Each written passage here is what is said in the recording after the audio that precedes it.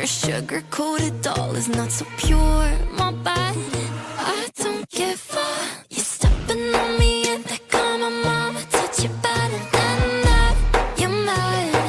I guess you're mad. Wore my best pajama for this drama. Why you talking like that, like that, like that? I'm not gonna spend the night. I'm talking. You got bad things on your mind. Keep walking. Spit your words on someone else. Don't act like you're so obsessed with me, with me. You know that I ain't coming back. I'm sorry. Read my lips, you do not like that. You're drowning without me. Take it all back, but if you want my sympathy, honey, well, come as a bitch, get ready for this.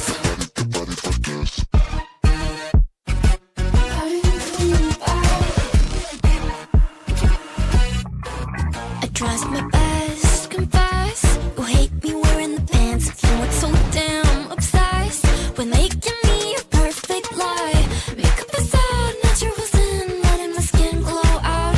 You took a shit if you don't like this. You still live in your man's world. I'm not gonna spend the night. I'm talking. You got bad things on your mind. Keep walking. Spit your words on someone else. Don't act like you're so obsessed with me, with me. You know that I ain't coming back. I'm sorry. Read my lips, you do not like that. You're drowning without me. Take it all back, but if you want my sympathy, honey, well, come as a bitch, get ready for this. You know that I ain't coming back. I'm sorry. Read my lips, you do not like that. You're drowning without me. Take it all back, but if you want my sympathy, honey, well, come as a bitch, get ready for this.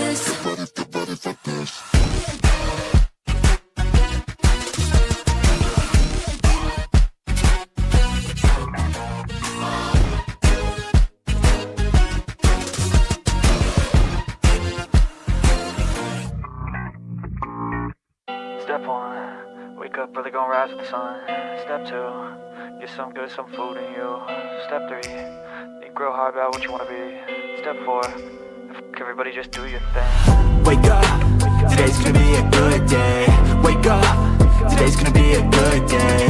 Wake up, today's gonna be a good day.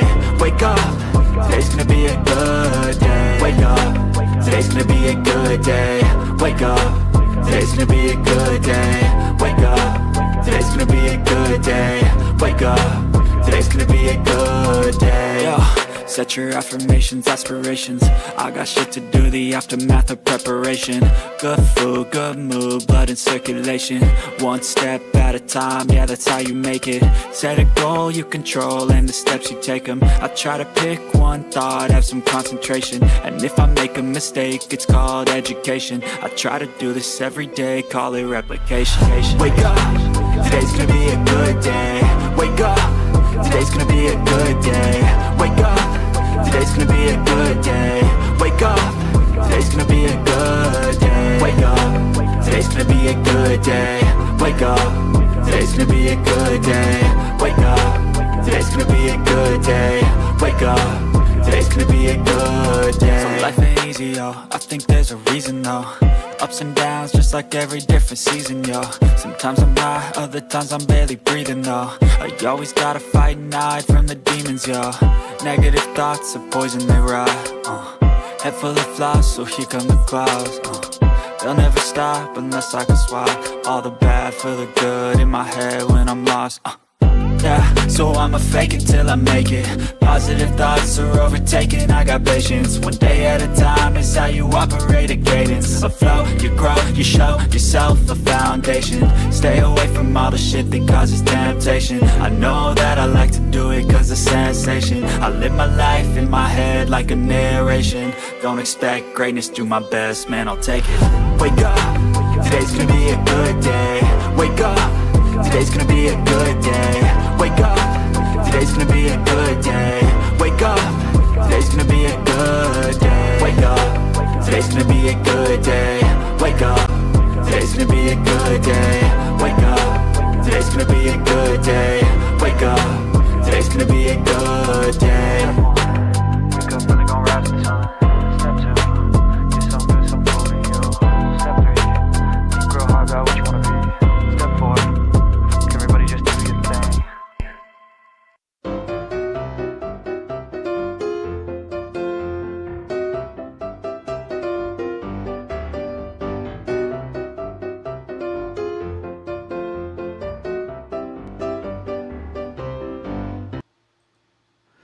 Good morning, guys. How is everybody?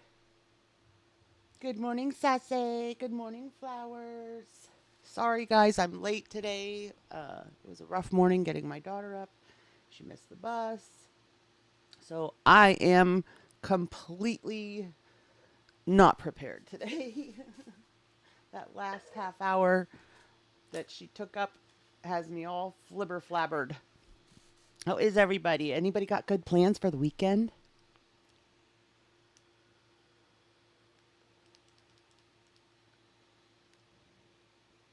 Good morning, Janet.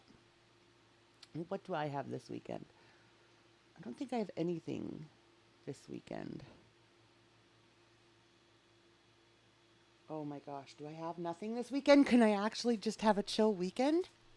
I'll tell you what, ever since the little went back to school, it's her first year of high school, and let me tell you what, she's been keeping me running every day.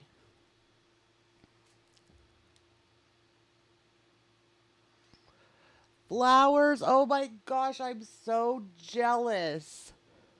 Hi, Carlotta. Good morning. That is like the one place that I like outside of the United States that I would love to visit because I'm Italian, but I don't know the Italian side of my family, so I would love to visit there. It's going to be nice, thank goodness. So I'm definitely taking advantage. Good morning, Annalyn. Happy Friday. Do you have any good plans for the weekend?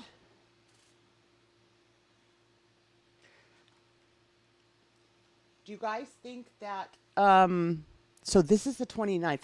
So do you guys think that Salah and Chantel are on their way back to Kuwait? Oh, at least it was just on the plate. It didn't get broken, did it? Florence. Oh, I'm so jealous.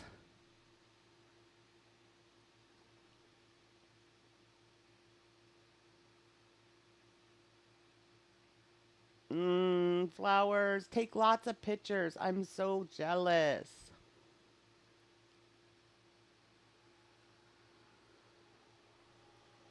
But I was looking, because I told you guys I don't really watch Chantel anymore until we get together.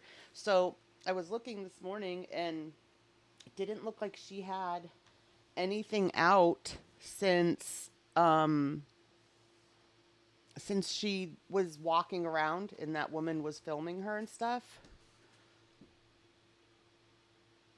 You hope she. Oh, I would love that too, Carlotta. How long are you going for, Flowers?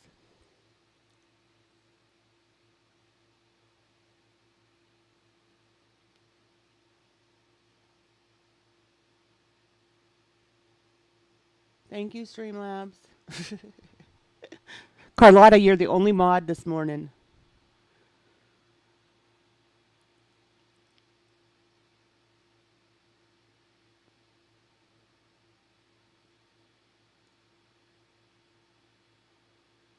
Do you have family there, Flowers? Good morning, PR. Now there's two of you in blue.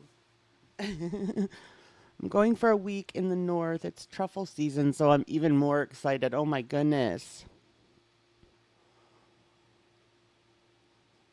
My daughter was out in the woods yesterday and taking pictures of all the different mushrooms to look them up on Google to see, what ones are poisonous. My kids have all, I think it's just growing up in the country and in the woods.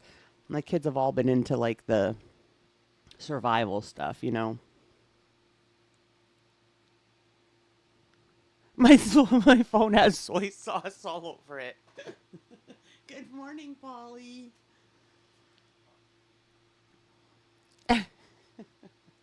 I will not. I will say you're not the only one, Annalyn. I do that stupid stuff all the time. My phone was only like a week or two old, and Puff bit right through the screen. Good morning, Lilith.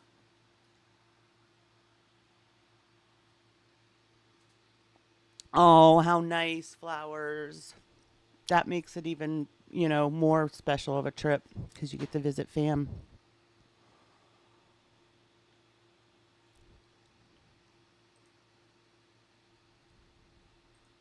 So, since we were covering Sarah Boone on Wednesday, I thought I'd give y'all an update, and this is why we're not doing the letters today, because once again, her trial has been postponed. Again. You're making Chinese food Saturday night. Can't wait. What kind of Chinese food? What's everybody's favorite Chinese food? I'm like one of those people, I hate to order anything new because I get too upset if I order something new and I don't like it and it wastes. But what we usually get, I like chicken and broccoli. I love lo mein. Usually we get chicken lo mein. Sometimes we just get plain lo mein. General Tso's. I love crab rangoons.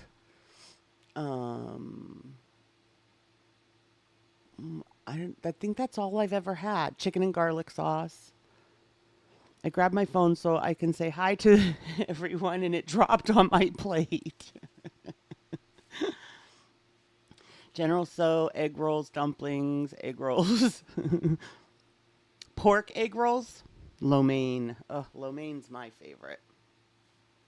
But unfortunately, I always like the pasta-y type of stuff. That's my weakness. Definitely.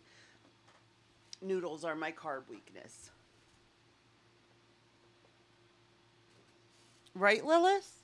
She loves us. She really loves us. Oh, crab rangoon. I love.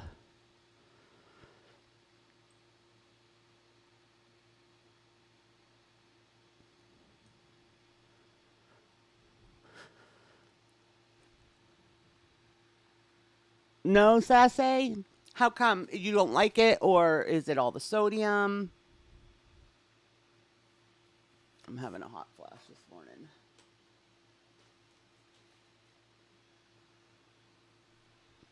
Black bean sauce with beef. I've never had that, but I'm not a big bean person. How long can Boone drag this out? Maybe be like Valo. I like the beef and almond dish. Can't think of the name. Right, Janet? My fear is she's going to end up, getting rid of this one as well. Hannibal, welcome to the Dammit crew. I appreciate you so much. I can't eat it often due to, the sodium. Picky eater mostly. Good morning, everyone. Good morning, Hannibal.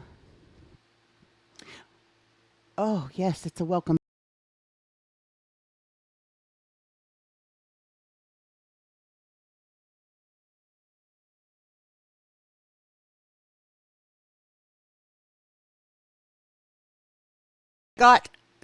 Hannibal, did you download the Jingle palette yet? It totally works.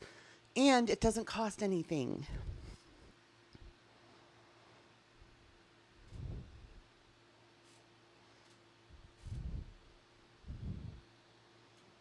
So I went on a search for the Welcome Back Carter song.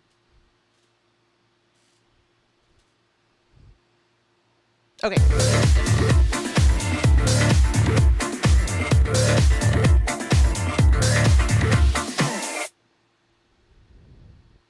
Yes, it's everywhere, and I don't know that case, Annalyn. So that's why I haven't covered it. I really need to do a deep dive into it because I haven't been following that. Okay, Sarah Boone attorney formally withdraws, won't let her call him a buffoon. Winter Park, Florida. Sarah Boone's attorney's request to withdraw from the case has been granted by a Florida judge.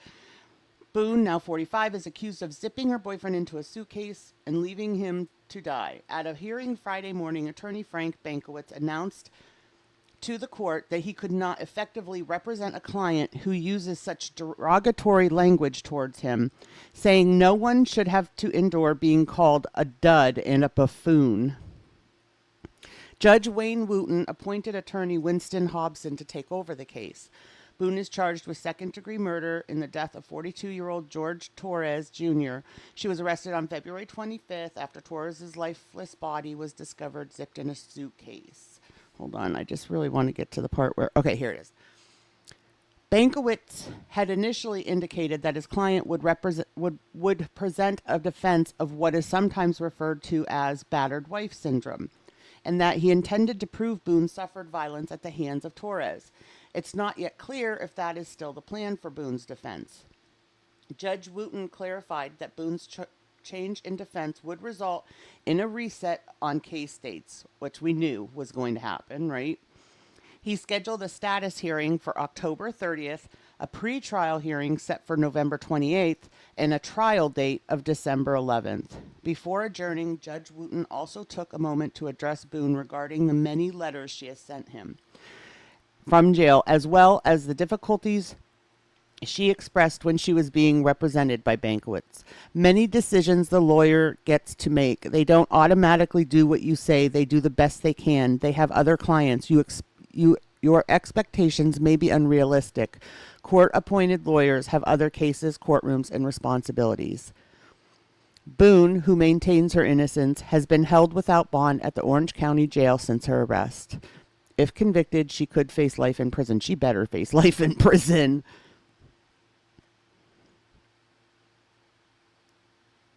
So there it is. But I really wonder, how far can she keep pushing it? Good morning, Blondie. Like, how far can she keep pushing it? How many times can she, fire a lawyer or have a lawyer quit before they're like, okay, no more. Your trial is this date and that's it. Either have a lawyer or represent yourself. I mean, at this point, no one wants to represent her.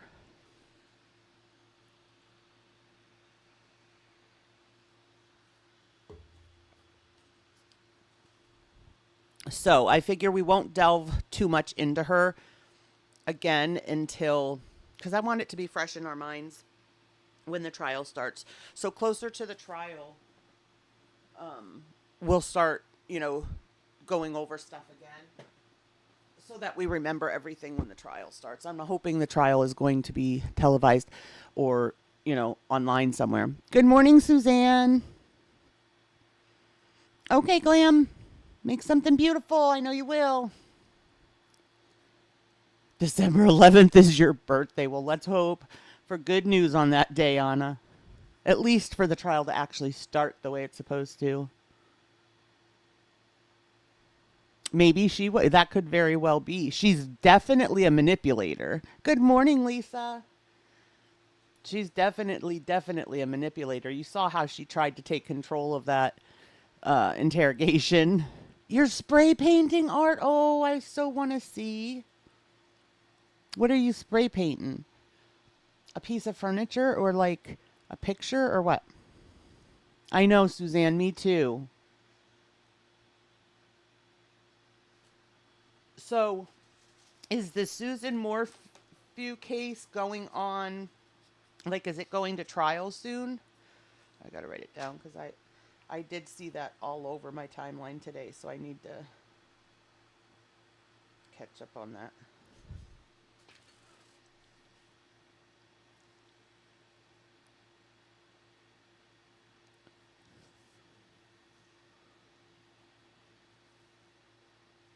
Sarah was an overachiever?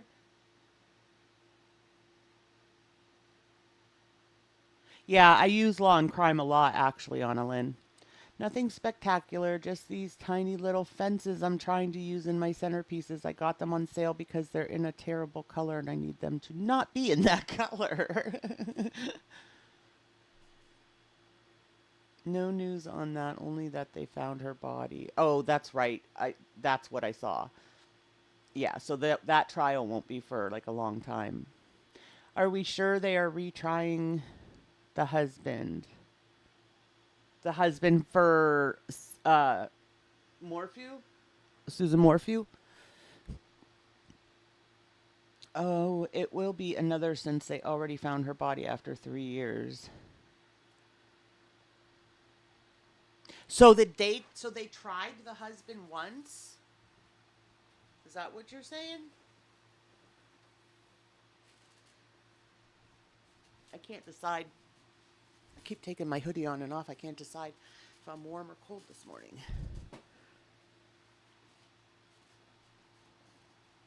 They tried him once. How did they try him? What'd they try him for? Without a body.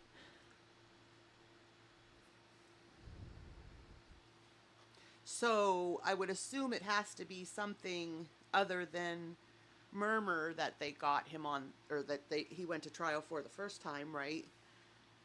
If they are going to try him again, because he can't be tried for the same thing twice. That's what I'm saying, Glam. Not sure if they will retry. They dropped it without prejudice, so they can do it again. Oh, okay. That's good.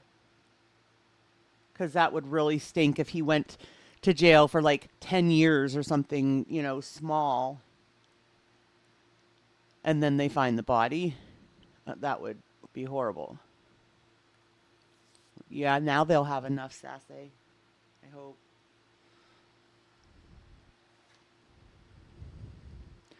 Okay, there's one other story, and then I thought, just because it's Friday, I thought we'd do the Am I the Asshole? We could go over a few of those just for fun. Crime. I love crime stuff too. See, I love the interrogations. Those are probably my favorite. I could sit and watch the interrogations like all the time. Okay. So this case is is gross. Angel Almeida's alarming social media posts led authorities to 764, a group that abuses minors and circulates violent videos. An arrest on gun possession charges in Queens, New York in November 2021 has led the Federal Bureau of Investigation to a pedophilic, satanist extortion cult that has victimized dozens, if not hundreds, of minors, according to law enforcement documents, court records, and sources with knowledge of the investigation. Did I cuss? What did I say, Lilith? Law enforcement discovered the organization known as 764 in a range of aliases while investigating alarming social media posts made by Angel Almeida, a 23-year-old resident of Astoria, Queens. On the 12th of September 2023, the FBI issued a public warning about 764, noting the group is deliberately targeting minor victims on publicly available messaging platforms to extort them into recording or live streaming acts of self-harm and producing child sexual abuse material. The advisory is the first formal mention of 764 by any American law enforcement agency. Excuse me, guys. Okay. The group appears to target children between the ages of 8 and 17. The advisory notes particularly focuses on young people of color, youth identifying as LGBTQ+, or youth who struggle with mental health issues. That is gross. So they're targeting certain minors. Researchers familiar with 764 indicate the group's members cultivate ties with minors through a wide range of platforms, either in wildly popular games like Roblox or gaming communications platforms like Discord and Twitch, as well as curated playlists on the streaming service SoundCloud. The group's main form of communication is on Telegram, which has long been the platform of choice for many far-right extremists. Morning, Maggie. Her husband, Barry Morphew, had been criminally charged, but the case was dismissed at the request of prosecutors. What did I say? I don't even remember.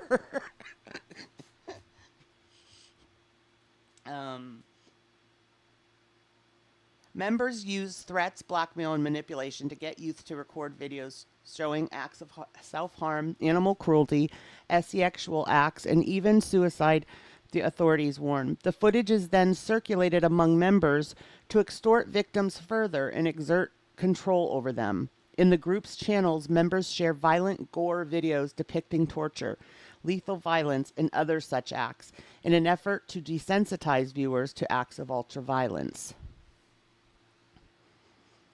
The key motivators for the group, according to authorities, is to gain notoriety and rise in status within their group.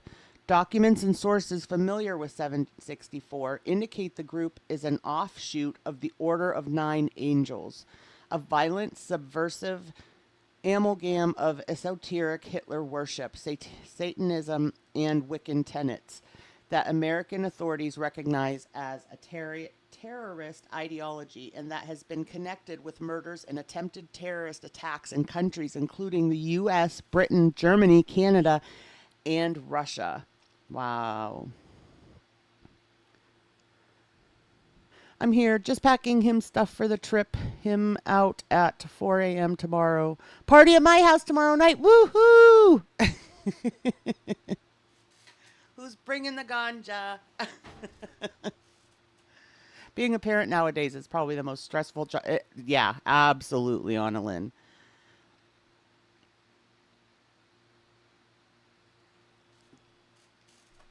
Where was I? Oh no, this one I didn't read. Sources with knowledge of investigations into 764 indicate the group has a network of a couple thousand participants and hundreds of highly active members who generate and disseminate the bulk of the child pornography and gore videos found in the group's channels on Telegram, Discord, and more obscure platforms like Matrix. Like many online-based extremist organizations, 764 involves people around the world, including people in the UK and Germany. A German teenager who is accused of murdering his foster family in Romania is suspected, boy, I can't talk today, is suspected of participating in 764, according to reporting from Der Spiegel and Romanian outlet Liberty. I don't know. The FBI was directed to Almeida by an anonymous tipster flagging his social media accounts, which contained images of violence against children and violence against animals.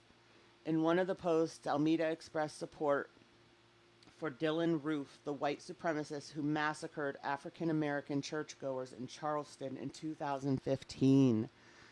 Another showed him toting a shotgun while shirtless and wearing a skull mask and crossed bandoliers of rifle ammunition across his chest, with a flag in the background featuring an Order of Nine Angels symbol. While searching Almeida's apartment in New York, investigators recovered a 9mm handgun, bandoliers of rifle ammunition, books pertaining to the Order of Nine Angels, and a flag bearing the insignia of an American O9A offshoot, the Temple OV Blood, according to a November 2021 detention memorandum. I don't want to go through all of this. The trial is currently scheduled for the 4th of December. If convicted, Almeida faces a potential maximum of life in prison. Good. Wow. Thank God they brought that down, because it was big. I don't know, Maggie. You look at a child, any child. I don't care, what child. You look at any child and how anything like that can go through people's head. I can't fathom.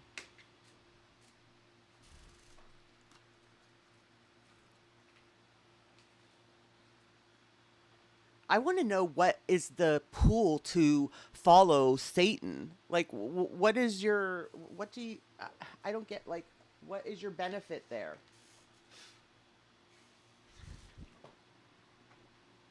It is sick, Annalyn. And there's so much of it. I preach to my daughter constantly about trafficking and, being aware of our surroundings. And she really is. Like, if we're at a store or something, she'll come up to me and say, Mom, this guy's looking at me weird or whatever, and she'll stay around us, It's scary.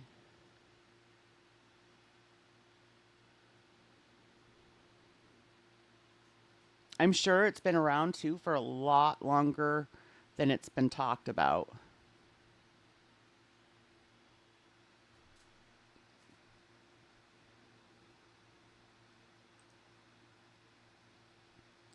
Okay, now we're gonna go on. We're just gonna do some of the we can do anything else you guys want to. Like I said, I'm just really not organized this morning because it was a rough morning getting her off to school. Well, like Anna Lynn, it just baffles me because, you know, there's nothing good when it comes to Satan, nothing good about him. So, if you're devoting your life to him, then you're a crap, you're going to have a crap life, you're going to be a crap person. Like, I don't understand the pool.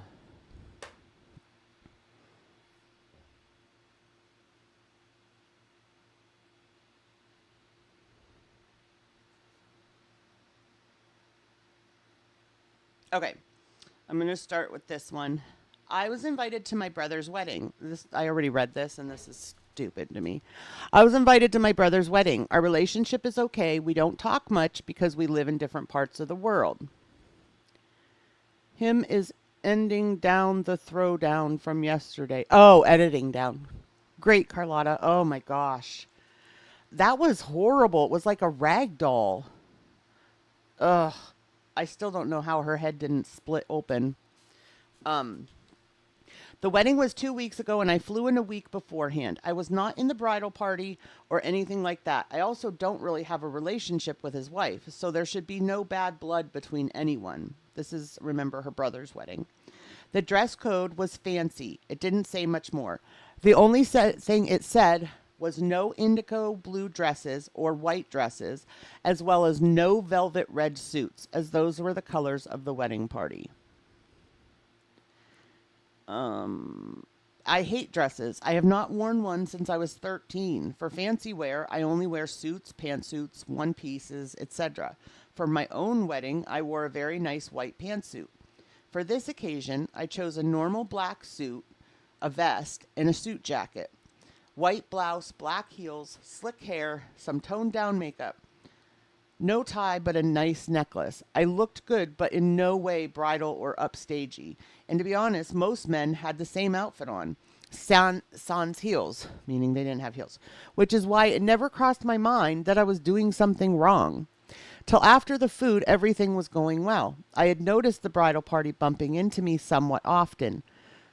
But crap hit the fan when I took off my vest because I had spilled something on it. Then the bride's family and friends started to be more hostile with me, culminating in the bridesmaid dumping red wine on me. I was mad, but I pretended like it was a genuine mistake and didn't say anything. Since then, my brother has called me 3 times. Once to tell me that I really effed up his wedding. The second to demand that I apologize. And the third, which was like 4 minutes later, not even leaving me time to write his wife, telling me I am dead to him until I make this up to him. My husband and mother are bewildered by this. My father said I should have had more foresight, seeing as I am a woman and wore white to a wedding.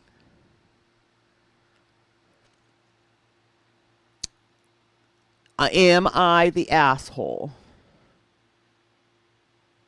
Morning, Austin. What happened with Jared from Adventures with Purpose? Is he in jail now or was just fine? I don't know. Let's look it up.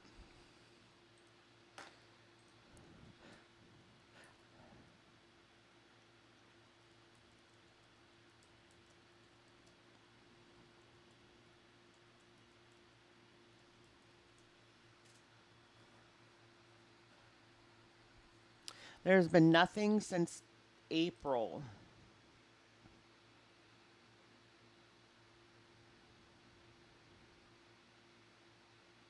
Judge denies motion to dismiss our charges against founding member of well-known search and recovery team. Yeah, these are all, there's nothing new listed about him.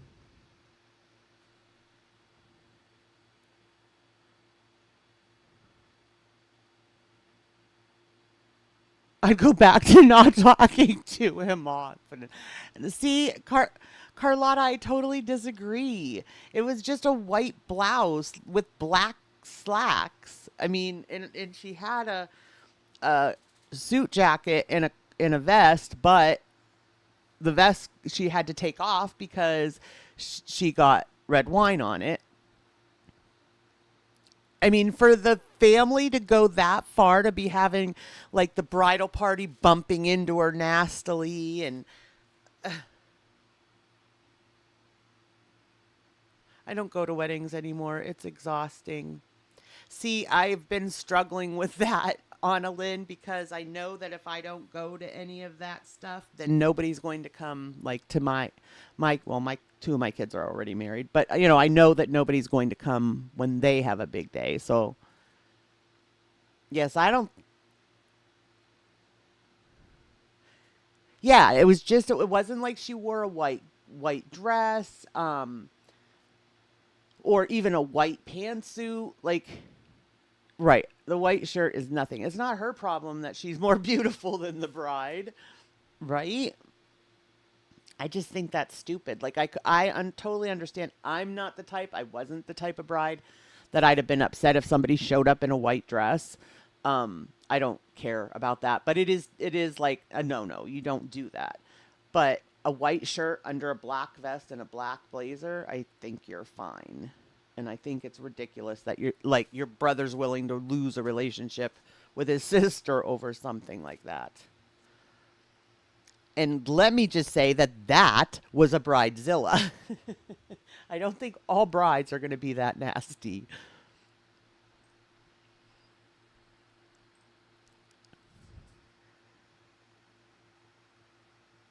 Okay, here is another one.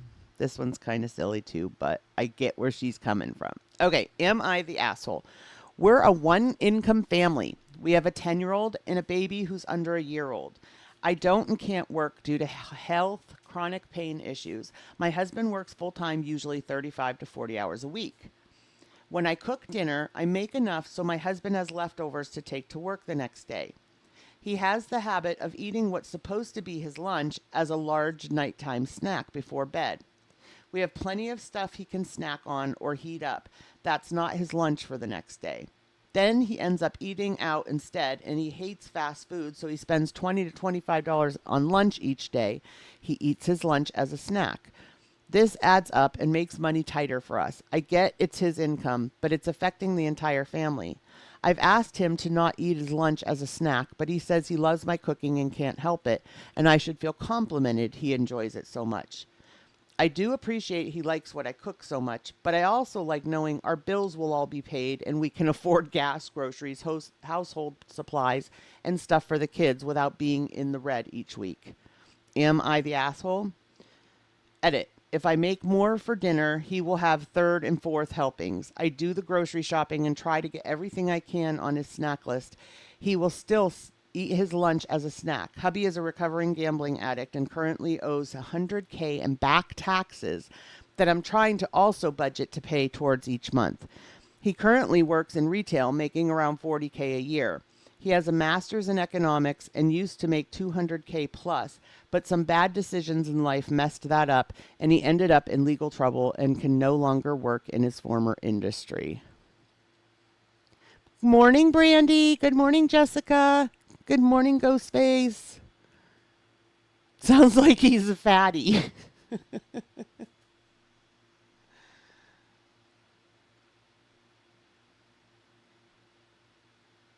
S-I-L, oh, sister-in-law. He'll be 600 pounds in no time. We can fix him up with Foodie when Salah leaves.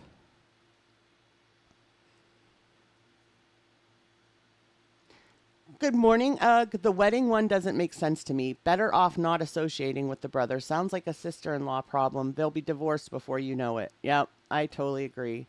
Especially if the brother is, I'm sorry, but if somebody's irrational, they're irrational. I hate when a husband, pacifies a wife or vice versa, when they're irrational, instead of just blatantly outright telling them you're stupid, like it doesn't even make sense or whatever, no, they're just like pacify them and so that it doesn't escalate or whatever. And I hate that. If you're wrong, you're wrong. It not only is the issue money, it's also his damn health. Well, see, my opinion is if he's always, it sounds like money has always been an issue for him. So I don't feel like it's even about the food. I feel like it's about the fact that he doesn't make good financial decisions.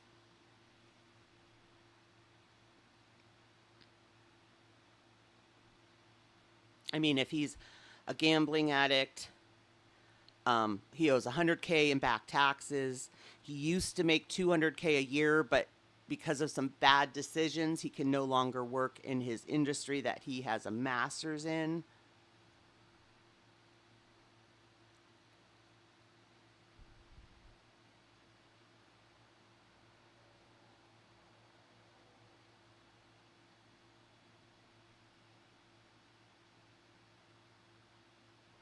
And I've seen, like, couples where one is really bad with money and one is really, really good with money.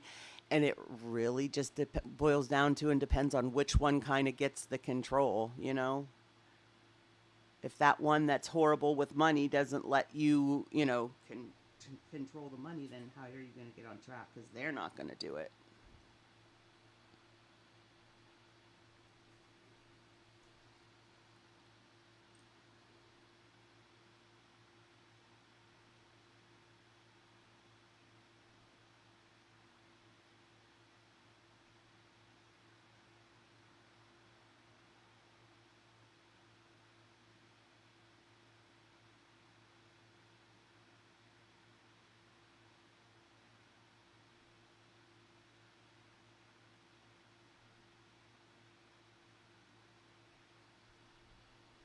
Okay, here's another one.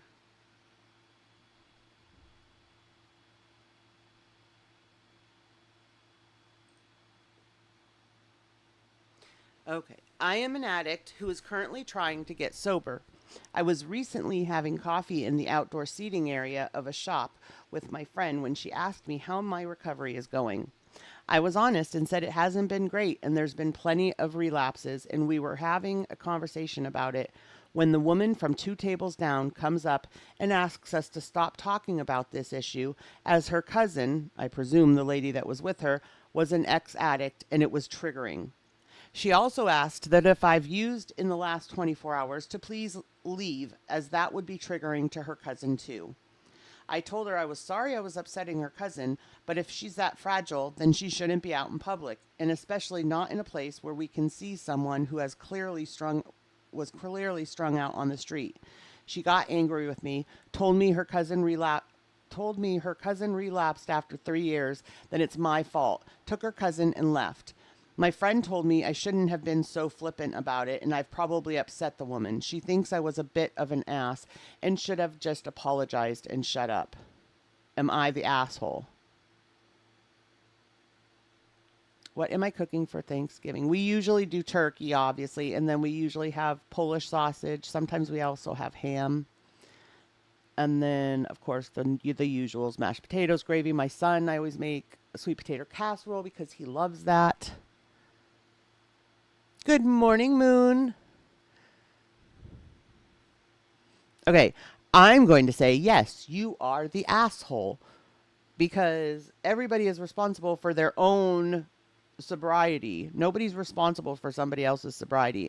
And that person that came up to her and said that was just enabling her cousin. You can't blame somebody, falling on someone else. Not the asshole, not the asshole. I totally agree.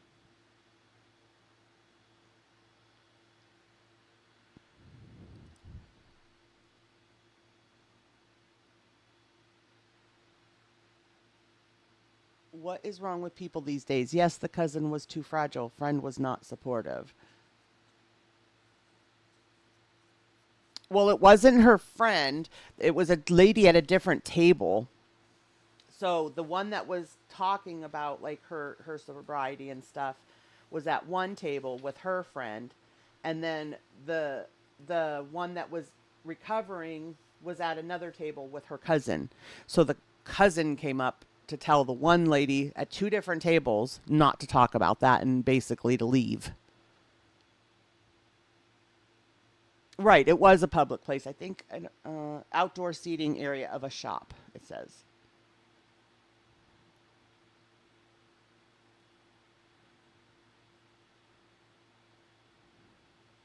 Well, that's nice of you to do that, Moon. Right, they could have asked to move tables to get away from the conversation.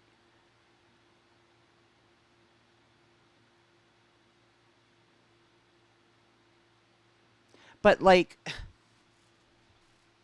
those are the type of people that you don't know. The friend was not supportive about the person who was told to leave. Oh, yes, totally. I totally agree. Ugh. Also, how about don't be nosy, right? Don't be listening to my conversation. I feel like the one that was, triggered by it had to be really early in her sobriety if she couldn't be out in public. It's not like even like the girl was drinking. Even if she was, that still is none of her business. But it's not even like they were sitting there, slamming drinks.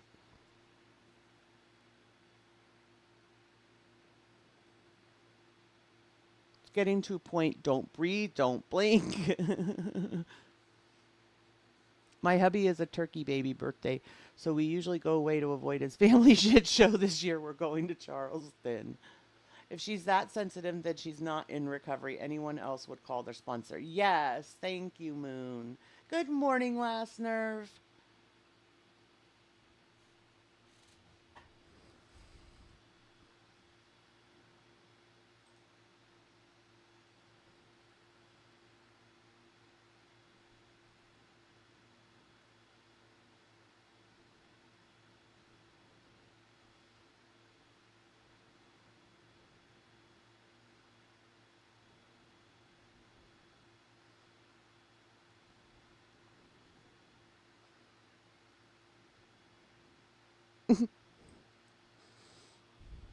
I get triggered by people who are triggered. I feel you. Okay, am I the asshole for telling my father it's not my fault he failed at his dream? I, a 21-year-old female, want to preface with that fact that I do love my dad, 59-year-old male. However, I've reached my breaking point. My father has always had a passion for race car driving. My father finally found the time and money in his 30s to pursue this dream seriously. He has a lot of trophies in the storage room of our house from his 10 years of racing, plus some VHS tapes. However, he never got to go pro because racing is expensive, and a lot of what he was making back in the races wasn't going back into his car and stuff, as he had some substance issues. He quit racing when I was 5.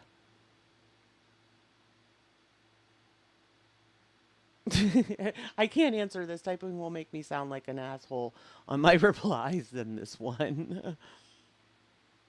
Just after my husband died, everything triggered me. I would have breakdowns in the supermarket over stupid things. Never would I ask anyone to stop something on my... And Lisa, that's way, way different too. I mean, you were completely justified there. I I can't imagine what it was like for you, and I won't, pretend, and I won't say I understand, but I can't imagine that it would have been easy, and you would, I know I would be the same way. Just little things like a song or anything. My late brother-in-law was a substance abuse counselor. They can call sponsors anytime if feeling tempted. They would never tell an addict to admonish a stranger. Oh, I'm glad that I'm on this morning then, Last Nerve. Okay. Since my birth, he has directed his passion onto me, even more so since he quit racing. I was literally born while he was watching a rerun of one of his idols' races on the hospital TV in my mom's room. He even named me after his idol's daughter, first and middle name. He has spent my entire life trying to get me into racing. While I admit some aspects are fun, especially riding shotgun at a drag race a couple times, I have zero interest in racing, amateur or professional. Aside from just not having any particular desire to do it, it's dangerous as all hell. My father got injured a lot during his racing years and was almost burned alive once. No thanks. My father won't listen. I tell him no, he tells me to try it. I tell him it's dangerous, he tells me about safety measures and how I won't care when I'm finally doing it.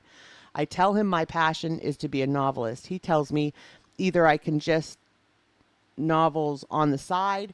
My life has constantly been having racing and get good grades shoved down my throat. Yesterday he called me up to see how I was doing, and I told him about some essays I have due soon and how I had some shitty customers at work and I was tired and stressed. How does he reply? By telling me I could just quit my job, drop out, move back in with him, and start racing. He said he'd been putting money away for me whenever I'm ready to do it. I told him no and asked why he didn't just give me the money for college. I'm paying everything myself and he's the only family member to not give or offer any financial help. He said I'm clearly handling that fine and this money is for my future career as the best female NASCAR racer. I told him that I didn't want to be a race car driver and that he needed to stop pushing it on me. That it wasn't my fault he failed at his dream and I didn't exist for him to live vicariously through, despite the fact he clearly seems to think otherwise. He got defensive, saying I was being a brat and out of line, then tried to laugh it off, and I told him I needed to go. We said our goodbyes and hung up. My mom texted me today, she and Dad are amicable nowadays, to tell me that Dad was hurt by what I said and was feeling badly. I told her that he's been pushing my buttons my entire life and I've told him to stop politely every time and it hasn't worked. Maybe I'm too angry to see it, but was I the asshole?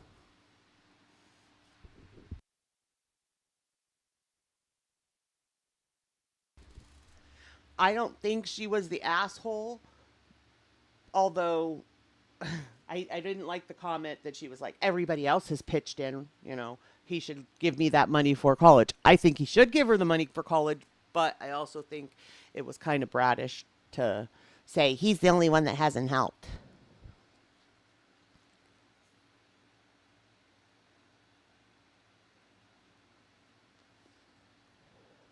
Janet says, not the asshole. Anna Lynn says, no, not an asshole.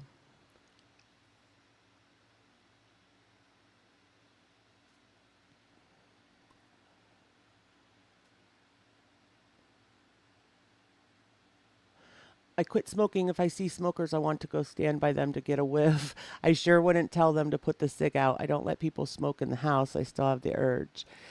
Janet, my brother-in-law's sister, she quit probably, 25 years ago. And I was outside my sister's the one night smoking a cigarette, and she was coming into the house, and that's what she did. She kind of stopped by me and went and like inhaled it. And she said even after 25 years, she still craves it. I was like, oh, don't say that.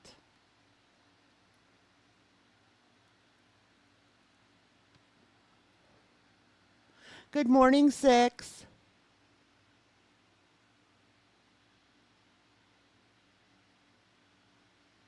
I find it weird too that it's your parent that's like most parents don't want their kids to do something dangerous like racing or whatever. And here's her dad, you know, hitting her over the head with it.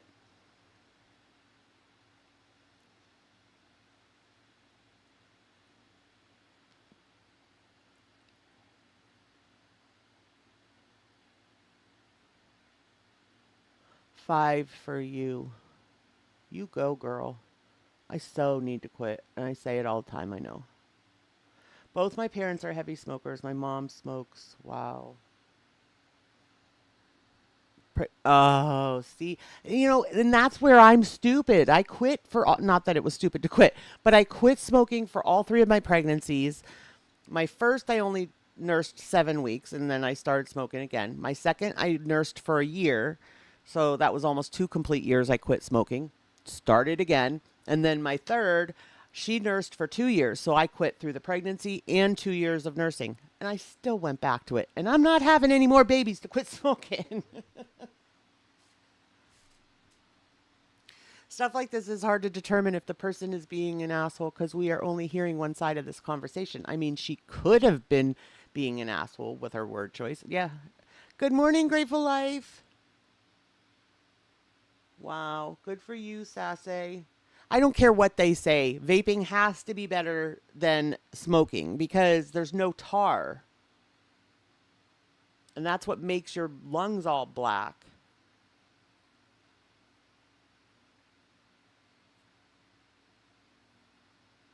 Generally, if you have to ask, am I the asshole, you are.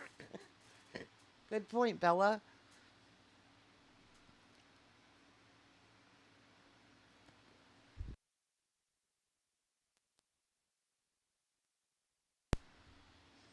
I drink Coke, smoke weed, and cigs. Vaping makes my chest hurt. You know, my husband was always, and he smokes like, I can't smoke his cigarettes. He smokes like full flavor 100s. Like, my throat will hurt after one cigarette of his. But um, he has a horrible time vaping. He just cannot get it. Like, it makes him choke every time. Really, Janet? For a couple days and you were able to stop again? Good for you.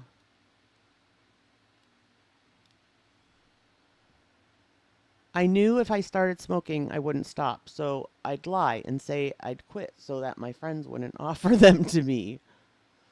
Oh, Carlotta, those are so strong. And every once in a while, he'll buy a carton of full flavor menthol 100s. Just once in a while. He doesn't normally smoke them, but once in a while, he'll kind of get, craving for it, I guess. It's been 3 years for me, but I do enjoy the occasional shisha, but it's nicotine and tar free, only herbal molasses, and I'm a weed smoker. My chest crackles when I vape. That would be Lilith, Fresh Flowers. Lilith is often the voice of reason. I smoked for a bit in my 20s and then I quit until he was about 10. I kept wanting to quit because it's such a waste of money, but it's like this is my coping mechanism. Oh, I get it, Glam.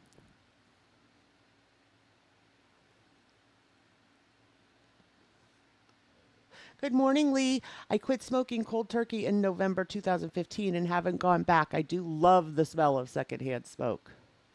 I can remember when we were kids, my dad would take us in his big pickup truck and do plowing. I loved going with him to plow. But my dad always smoked Winston's. And I don't know if it was that specific brand of cigarette or if it was that, I don't recall him having a Zippo, but maybe he did. But I just remember I loved the smell of his cigarette when he would first light it, even back when I was a kid.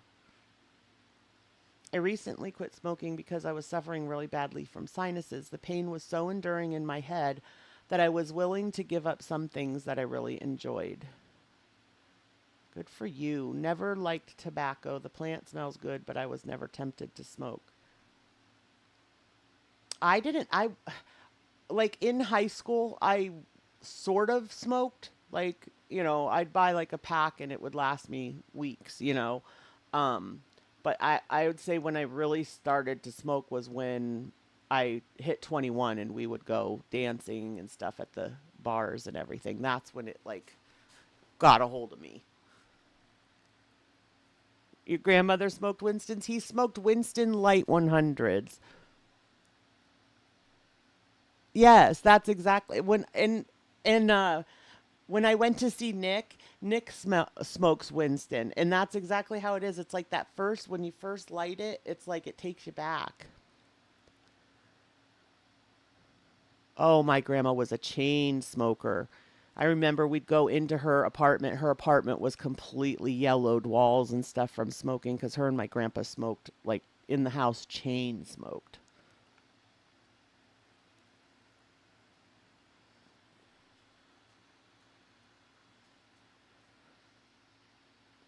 Okay. What about, I don't know if this is going to work, but let me see. I got to move the window first. I kind of just want to like have fun today. Um,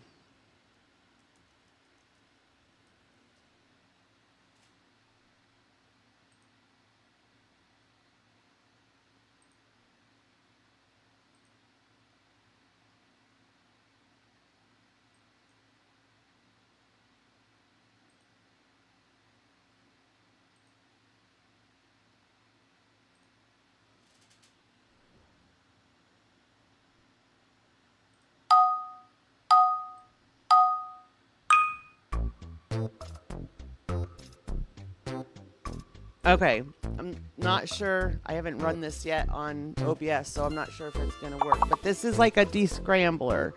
So you want to just type in words into the chat that you can make out of the letters on the screen.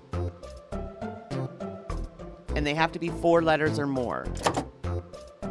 Oh, I love the smell of gasoline, Annalyn. I thought I was the only weirdo. Good morning, cats.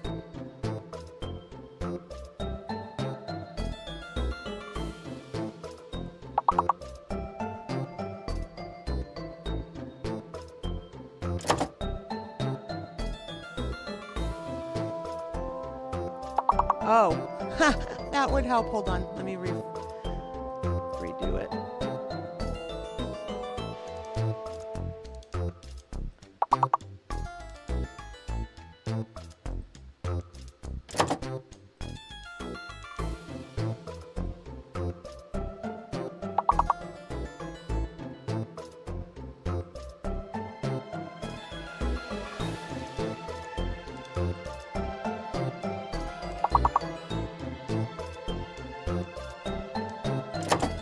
There you go.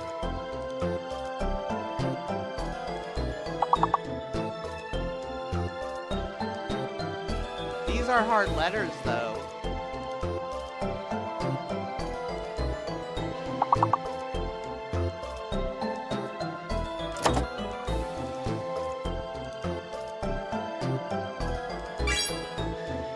Oh, it's working.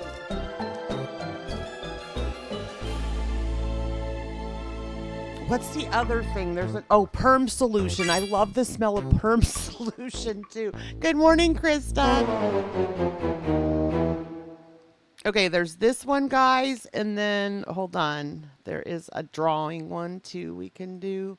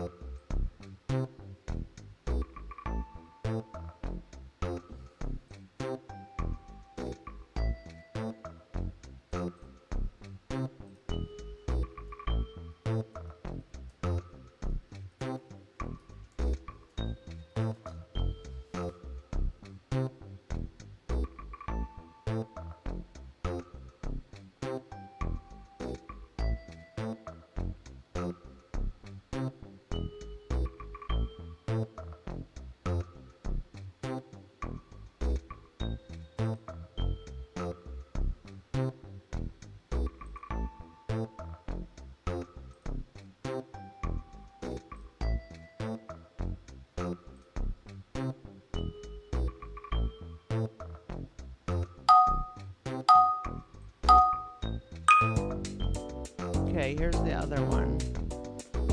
So you just type into chat what they're drawing.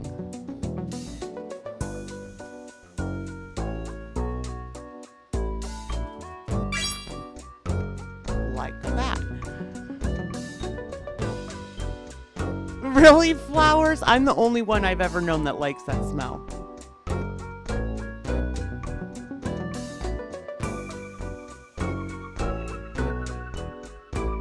Oh my gosh, really, Maggie? How weird. I always get the ones that, oh, you guys, sorry, the window is still not right. I always get the ones that kind of smell like cologne.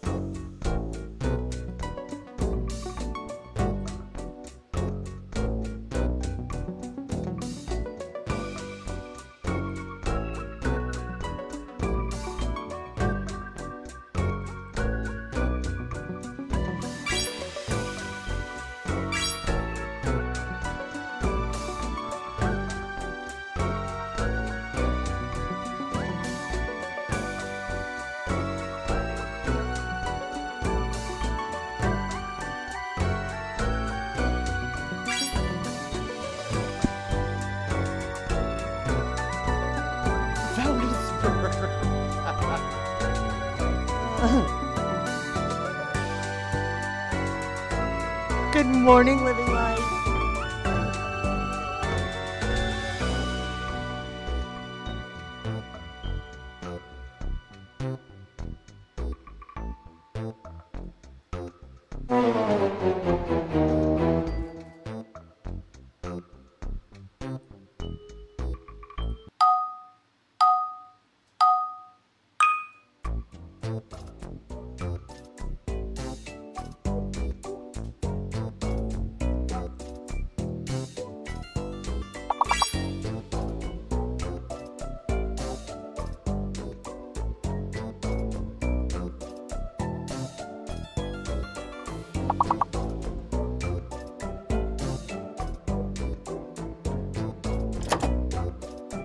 Hey, it didn't give me that one. There we go.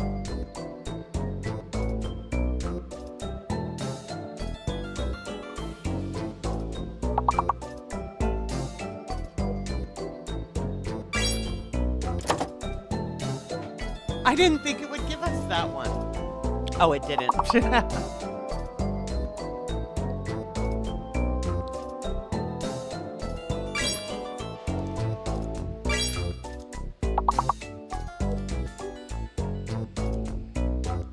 I love the word dink.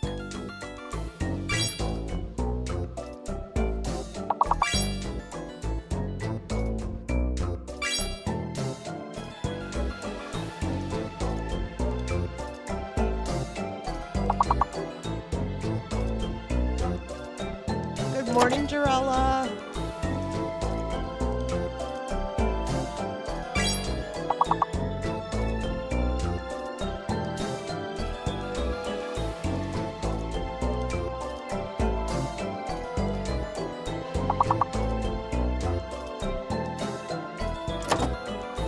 Sometimes it doesn't give it to you when you first...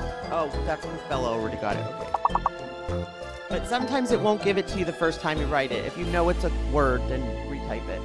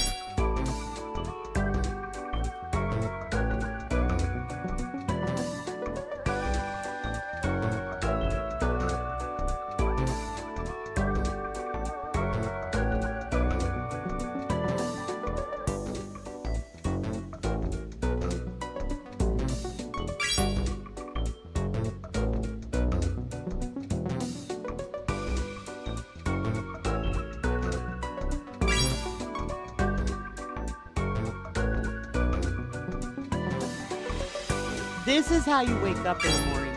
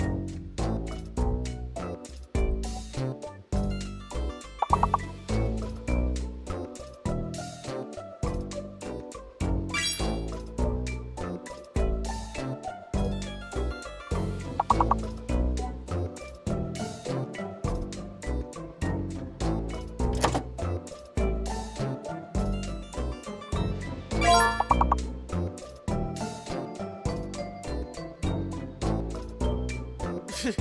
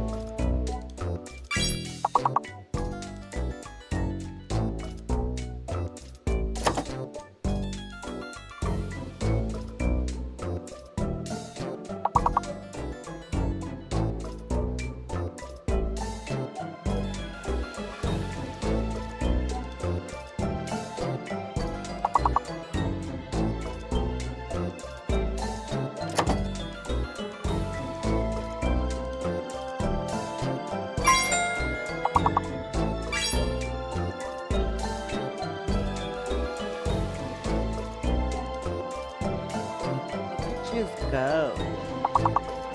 Stop.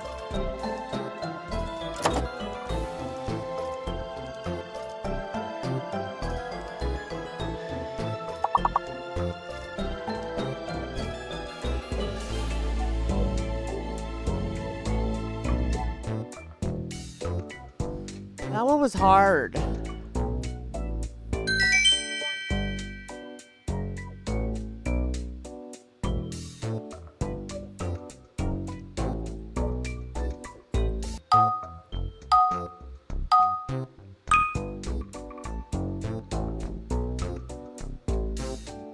Did you guys watch Salah's walking or scootering around Bangkok?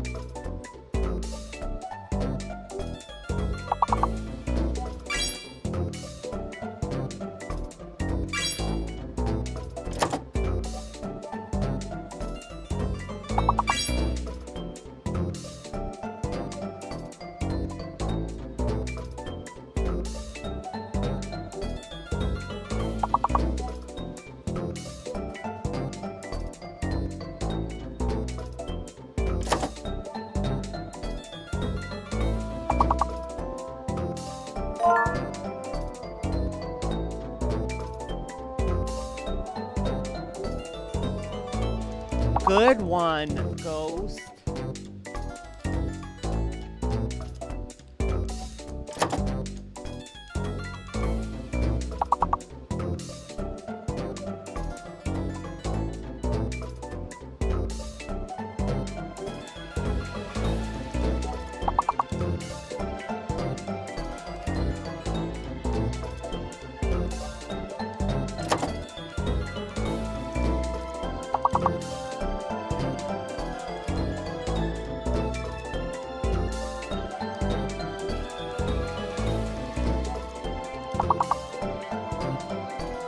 got gypped out of that one. Oh, because do it with an S. It's got to be 4 letters. There you go.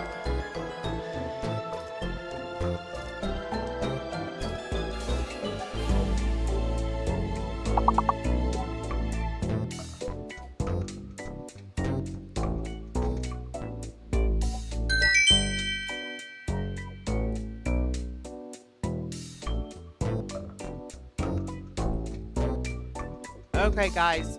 So, do we want to watch Sola? Oh crap! I didn't mean to do that. Oh well, I guess that works. Do we want to watch Sola? I took us past the part where he was just on the road. This is now where he's like walking around or whatever. 1 in the chat for Sola's thing, or 2 in the chat to watch an interrogation.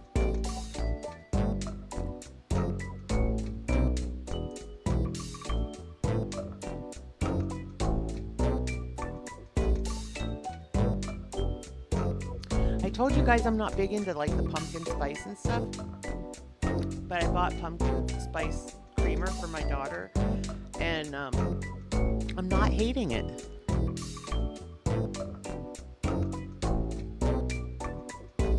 Or if you want to keep playing games, you can put a 3 in the chat.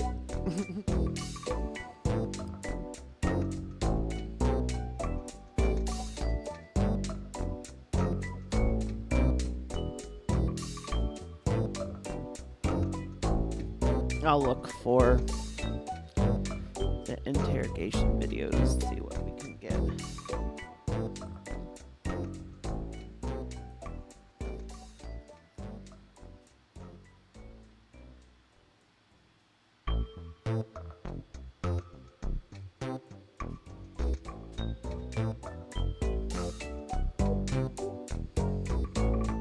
I know, I figured that was a good thing to do in the morning to kind of get us going for the day. I've been playing a lot of word games lately.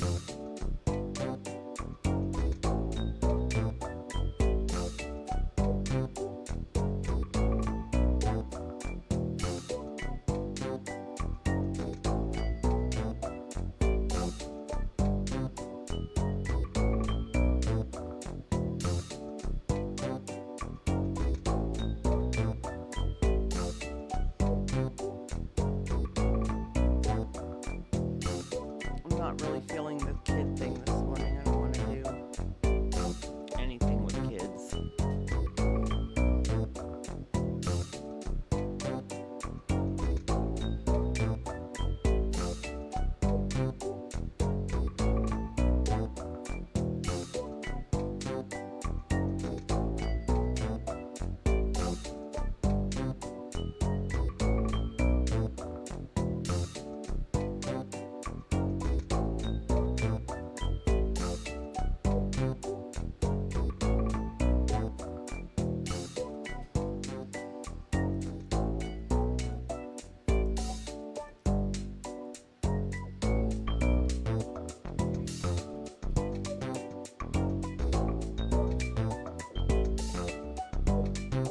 Oh, this one's so long, but it's so good. This one's like almost 3 hours long. Really, flowers? Huh. I don't usually like most pumpkin stuff.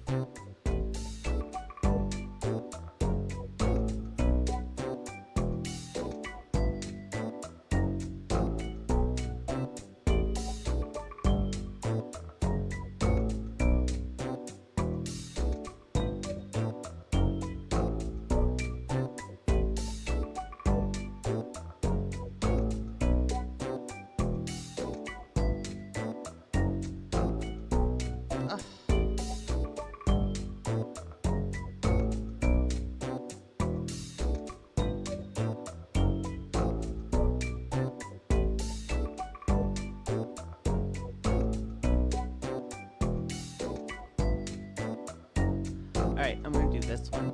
Hi, Polly! Hi, Pug! My mother's brain.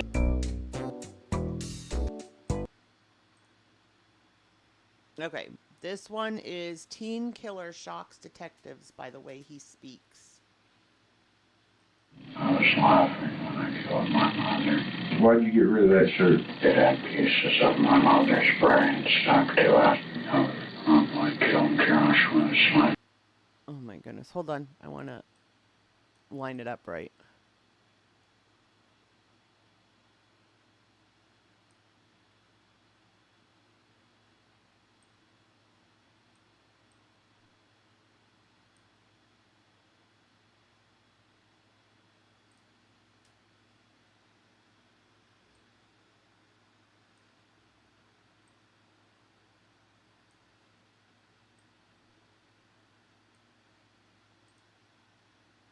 Okay, there we go.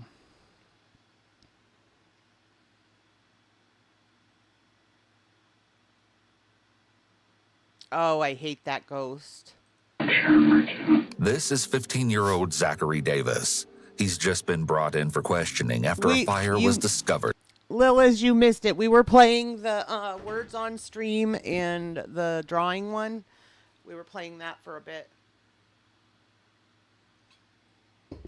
Got our minds moving. At his house. Initially, the tragedy appeared to be nothing more than an unfortunate accident.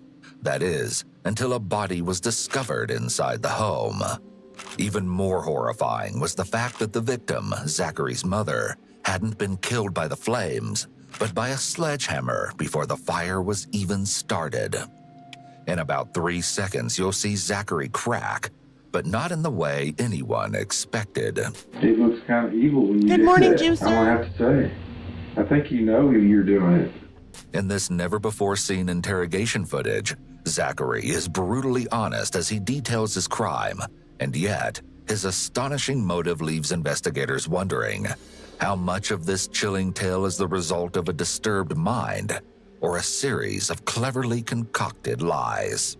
In the early hours of August 10, 2012, emergency services were called to a house fire in Hendersonville, Tennessee. Inside the burning home, firefighters discovered the body of Melanie Davis lying on her bed, covered in blood and brutally disfigured. The single mom of 2 teenage boys worked as a paralegal and trained as a triathlete. Outside the home, one of her sons, 17-year-old Joshua Davis, waited with the police. But his younger brother, Zachary, was nowhere to be found. 4 hours later, and around 5 miles from the home, police spotted 15-year-old Zachary Davis as he walked alone down a road, attempting to leave town. He was subsequently picked up and brought to the Summer Country Sheriff's Office for questioning. His interview is just the beginning of a truly disturbing case, filled with shocking allegations and a series of twisted lies. This is the sheriff's office, and what we'd like to do is talk to you about something happened at your house, and that's what we kind of like to talk to you about. You've probably seen some cop shows and stuff, right? You've seen police shows and things like that. You do have rights and stuff, and so before asking questions, you must understand your rights. You want to go ahead and talk to us about what happened tonight? Yes, sir. Okay.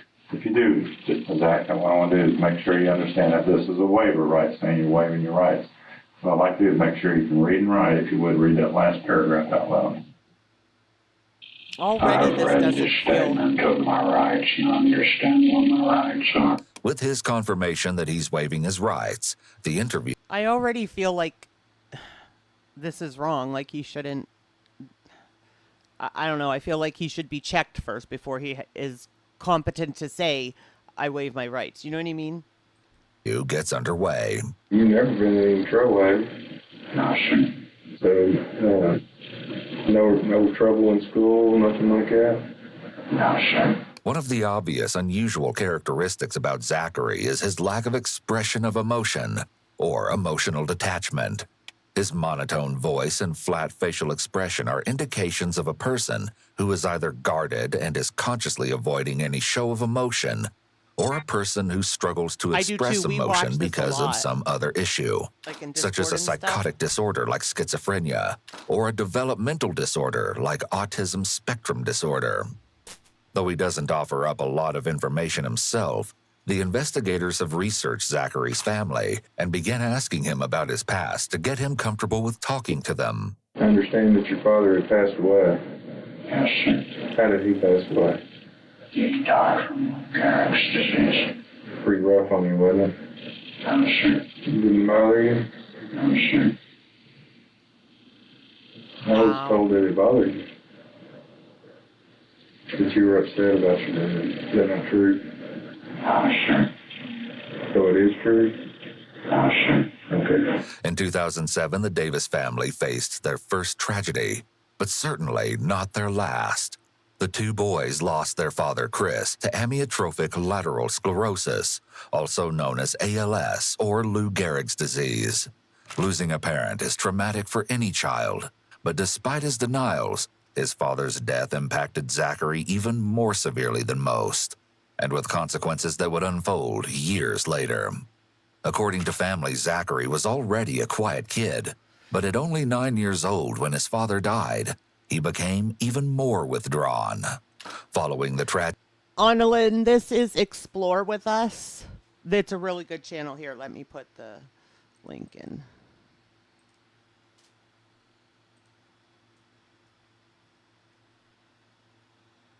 the family, now just Melanie and her two sons, moved to Sumner County, and though this was meant to be a fresh start, things would only get worse for them once there. At 11, Zachary began to display strange behavior, though it isn't clear exactly what, but Melanie grew concerned enough to seek medical help for her son. Have you ever had to see a doctor for anything as far as having problems with thinking about things or anything? I saw a therapist shortly after I wasn't a very long duration of time. What was that about? Who wanted to see a therapist? My mother. She did. Okay, so there was just a couple times while you saw him. How long ago was that?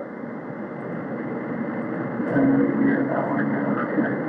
You remember what year that was? 2008, I think. What were the reasons that your mama wanted you to go to therapy? She never told me. Zachary was diagnosed with a depressive disorder, but that was just the beginning. He also told doctors that he was hearing voices, including the voice of his deceased father, and he was soon diagnosed with psychosis. However, at some point, his mother stopped his mental health treatment, but it's unknown exactly why. While psychosis itself is not a clinical disorder, it is a symptom that is often associated with schizophrenia. Onset of schizophrenia in children is very rare, but still possible. Other causes of hearing voices during childhood could include depression, an anxiety disorder, and/or experiencing a traumatic event, such as the death of a parent. Despite Zachary telling investigators he wasn't seeing anyone for help, the calendar on his phone showed that he had at least one meeting with the guidance counselor at his school, Ms. Higgs, indicating that perhaps someone realized something was wrong, though no one could have guessed the true extent of just how disturbed he was. Something went on at your house today, and I just kind of like you to kind of tell us what happened. I killed my mom in her sleep with a sledgehammer. Is there a reason why you did that? Yes, sir. Well, can you tell me why? Yes, sir. You can't tell me why? Yes, sir. Is it a reason you don't know why you did it, or you just don't want to tell? I do know why I did it. Just letting not tell. Okay. You do know why you did it? Yes, sir. Okay. Did you set the house on fire too? I tried to. I don't know if it actually got the whole house on fire though. Oh, really? Okay. Yeah, it did. I mean, a little bit, I think, but not bad or anything. Have you been having problems with your mom? No, sir. Unlike most crimes, it's all too clear that Zachary is the killer. But though he states freely that he killed his mother, this story will change eventually. Hauntingly, recovered text messages between Zachary and his mom seem to indicate that they had a seemingly ordinary, even loving relationship. In one, Zachary wrote to his mother, "Sorry, I was asleep," with a heart emoji. Another, this one from Melanie to Zachary, reads, "Love you, tried to talk to you before we left, but your door was locked." Through these texts, the family appeared to be perfectly normal, but that couldn't be further from the truth. We found a book on a notepad that was on you that said some things in there. Is that notepad yours that we found? It talks about your mom and about. Yes, sir. And that's what's so important about this. I mean, we want to understand what, like I said, you don't have to tell us if you don't want to. I mean, but we want to understand, what happened. I mean, that's important. I know it could be kind of scary to talk about, but. Would you feel more comfortable if there were just one person in the room? I don't mind having two people here. Okay. Sure. Yes, sir. And like I said, like I told you in your rights, you don't have to tell us if you don't want to. It's very important, though, that, He still does not seem competent to me to be interrogating him by himself. I think that's crappy. I hope that they were able, if he went to trial or whatever, I hope they at least, did something as far as that. He shouldn't have been interrogated by himself. He should have had some sort of, evaluation first, something. Something like this that happens, there's usually a reason for it. And, that's what we want to know, is the reason. This is your time to tell us, why that happened. I'd rather not, sir. Okay. The text messages from the day before he killed his mom show them planning to go to a movie.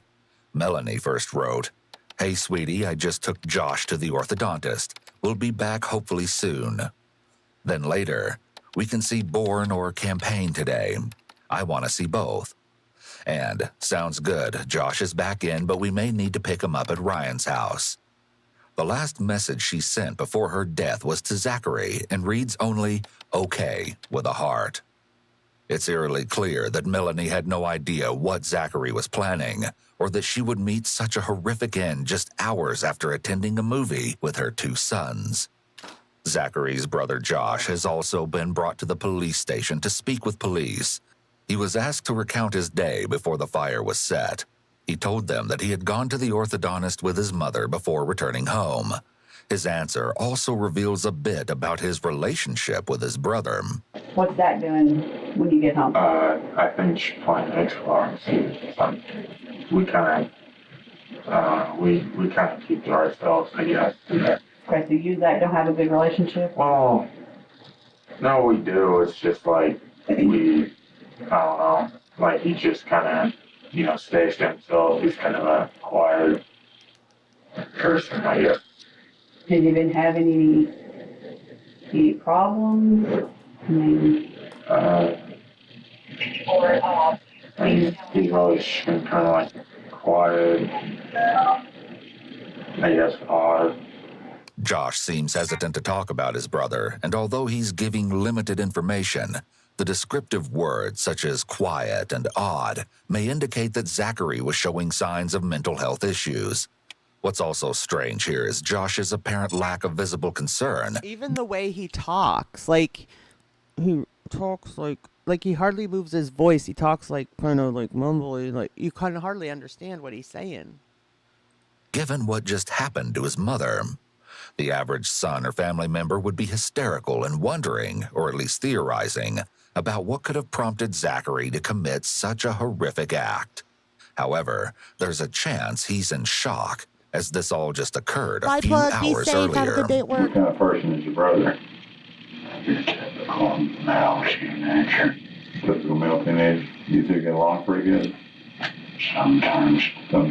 Despite this claim, texts between the brothers show that they messaged fairly often, talking about how their school year was delayed, video games, and how Zachary wanted to spend his birthday alone, with Josh writing to him, "If you don't want Ryan to come over, I can tell him not to.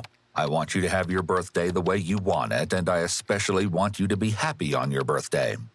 In one more recent message, Josh even apologizes for arguing with Zachary.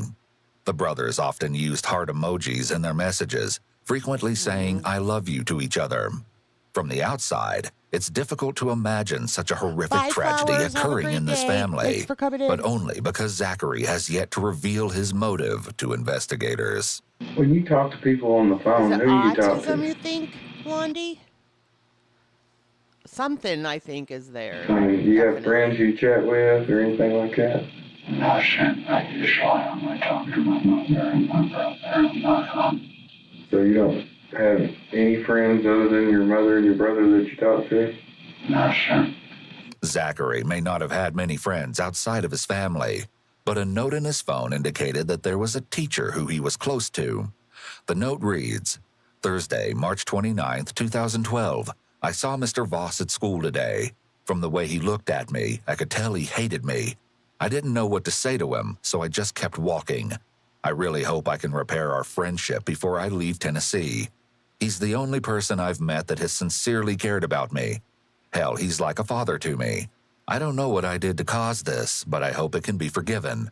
Mr. Voss is also the only true friend I've ever had.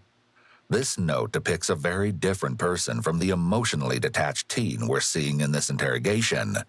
His note shows indications of emotion, of caring what another person thinks of him, and of caring about another person, his teacher.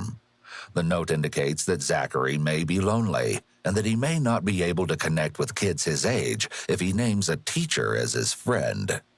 In his interview, Josh tells the detectives that when the movie ended around 8 p.m., the family went directly home. You didn't see anything tonight that was any different than the way he normally acts? I mean, no. It's surprising that Zachary was not either acting differently from his typical behavior just prior to murdering his mother, or at least showing a change in his behavior recently.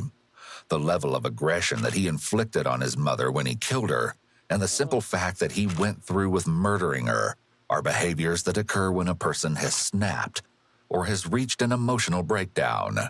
Josh then recounts going into his mother's room to talk to her just a few hours before Zachary killed her. I went and talked to my mom for a little while, and then Remember about what time that was? that was right around 9, probably. That was right when I said goodnight. And she went to sleep, and then I went upstairs and was in my room. So you talked to her for a few minutes? Yes, ma'am. She was working out when I went in there, so I worked out with her for a minute. What was she doing when you said she was working out? What was she working out? Like, doing stuff. Despite describing what were his last moments with his mother, Josh still shows very little, if any, emotion. No, When you see, get that's what home- both of them aren't showing emotion. So it's not just this one that did it. The other one acts like nothing happened. And your mom goes to bed at 9, where are you and what are you doing in the house? Are you in the house? I was in my room already planning everything. You were in your bedroom or in the room where the fire was started? The room where the fire was started. What do you call that room? What do you call it? Game room. Game room? So you're in the game room planning everything? Yes, sir. All right. And how long does it take you to plan that? Only a few minutes, but I waited for several hours to make sure everybody in the house was asleep. How did you make sure they were asleep? I just waited and then checked on them. Just checked on them, opened the door and looked at them? Yes, sir. I killed her at around 11 p.m., I think. And I think she went to sleep at around 9 o'clock. Okay. When you killed her, what about your brother lives there with you too, right? That's the only person who lives with you? Yes, sir. Did you do anything to him? No, sir. I was kind of expecting the fire to kill him. Oh, you were? Okay. That's right. Zachary didn't just set the fire in an attempt to destroy the evidence of him killing his mother, but also in the hopes that his brother would be killed by the flames. As well, to ensure Melanie's death, after hitting her with the sledgehammer, Zachary locked the door behind him to prevent Josh from going in and potentially helping her. And then I woke up around, I'm not sure what time it is, time of day. thing was going off. And, at first I didn't know what it was. I thought it was like a sound in my room. Then I figured out it was a fire alarm. I was running around, and I was looking for my brother upstairs in his room. He wasn't in there, and I saw the fire was started in there. So I ran downstairs to get my... There's all kinds of stuff. I just looked up for updates on this case, and there's updates on it, so I can go over those. My mom, and the door was locked, so I had to kick the door in to get in there, and then I saw her on the bed. What did you do then? I just went outside the house and called 911, and went and got my neighbors and my child. Where'd you get the sledgehammer at? My gosh. Okay, and what about, how did you try and set the fire?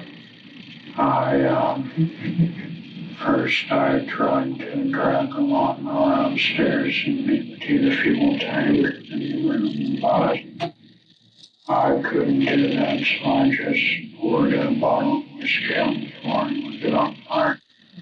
A bottle of whiskey?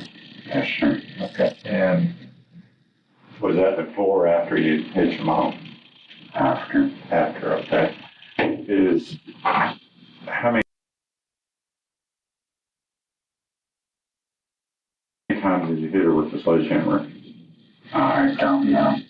I mean, any estimation? I'd say at least 12. 12 times. Where did you hit her at on her body? Around the head area. Okay, was she sleeping at the time, or? Yes, sir. Okay, did she wake up and say anything to you? No, sir. I put my fingers on her neck to check her pulse and make sure she was dead. Did you touch her anywhere else? No, sir. Have you thought about touching her anywhere else? No, sir. Josh was asked the same question, likely to determine if his story will match the forensic evidence found on Melanie's body. When you went in the bedroom, at any time did you touch your mom? Yeah, Summer County. When you went in that room? No, I don't think so. Like, I kind of, no. He witnessed the altercation. Like, I ran in and because then I saw her, and I freaked me out. When you left, what were your plans at that point? I haven't stopped that for anything. Oh, yeah. When did you think about doing this? I mean, when did this pop into your head as far as killing your mom? Several years ago. Had you told anybody about it? No, sir. So, with this, I mean, thinking about this, was your mom just bad to you, or? No, sir. Pretty good mom? Was she a pretty good mom, or? She wasn't very good mom, but she wasn't very good. I don't know. Refusing to classify her as either a good or a bad mom and sounding apathetic regarding his relationship with her could indicate that he was unable to form a true emotional connection with her or anyone else. Because of his willingness to answer most of the investigators' questions, except for his all-important motive, they ask him a series of questions to get as much information as possible. He mentioned a note that has been found. When did you have a chance to write that? While I was waiting and after I did it. So you did the whole note, that it was like two and a half pages, you did it all tonight? Yes, sir. Okay.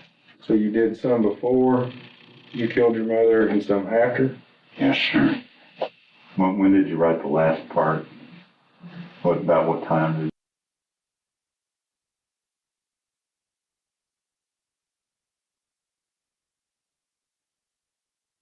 Crap, sorry, I was muted. Can you imagine being a parent and raising your kids and they're living in your house and they mean more to you than life itself, and here he's plotting to kill you? Oh my goodness, I can't. you write the last part? I don't know, sometime around 2 a.m. or 3 a.m. I think. Okay, while you were out walking and stuff? Yes, sir. Was it before you bought the Pepsi at the Thorntons? Yes, sir.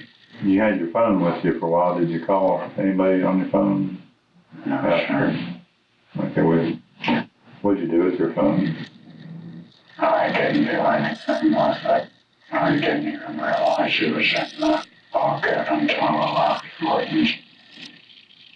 So where's it Right. at now? I agree, Bella. I threw it in the ditch. Why'd you throw it away? And I mean, I'm sure we'll find out as this goes on or whatever if there was any kind of, mistreatment of the kids or whatever. But, I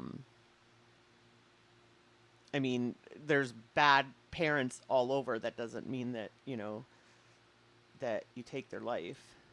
I assumed that I could be tracked for that. Okay. What was your plans as far, you didn't have any plans on where you're heading to, or evidently you were trying to escape and trying to get away from police. You don't remember where you're trying to go to?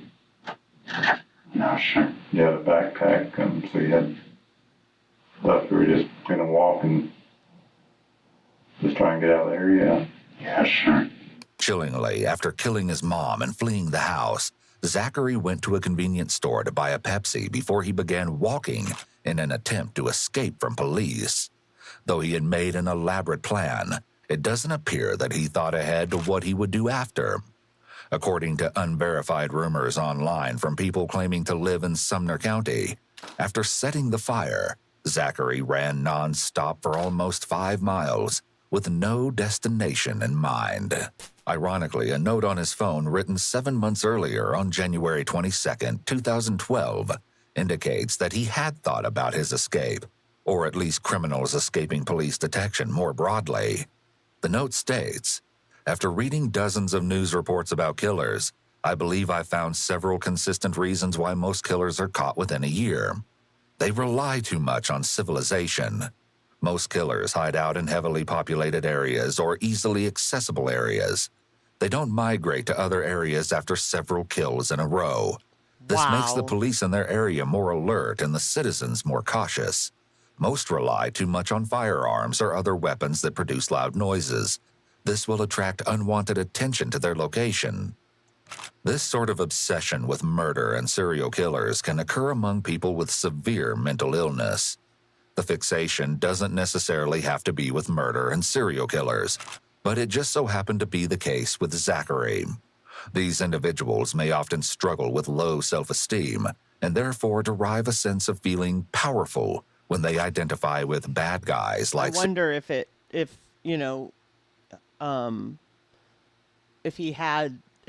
like his father passing triggered something in him. Serial killers.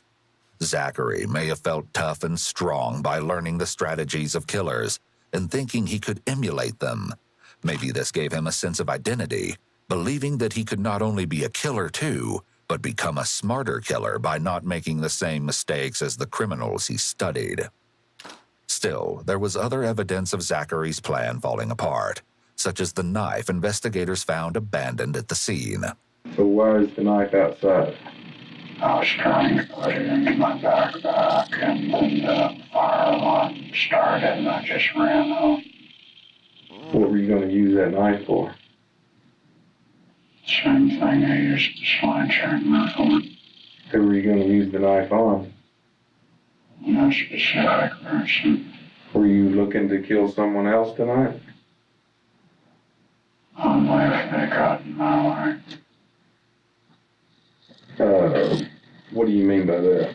If they tried to stop me from escaping. So the lady at Thornton's who sold you the Pepsi, she was never in any danger? No, sir. But the officer that arrested you could have potentially been in danger if you were of the mind.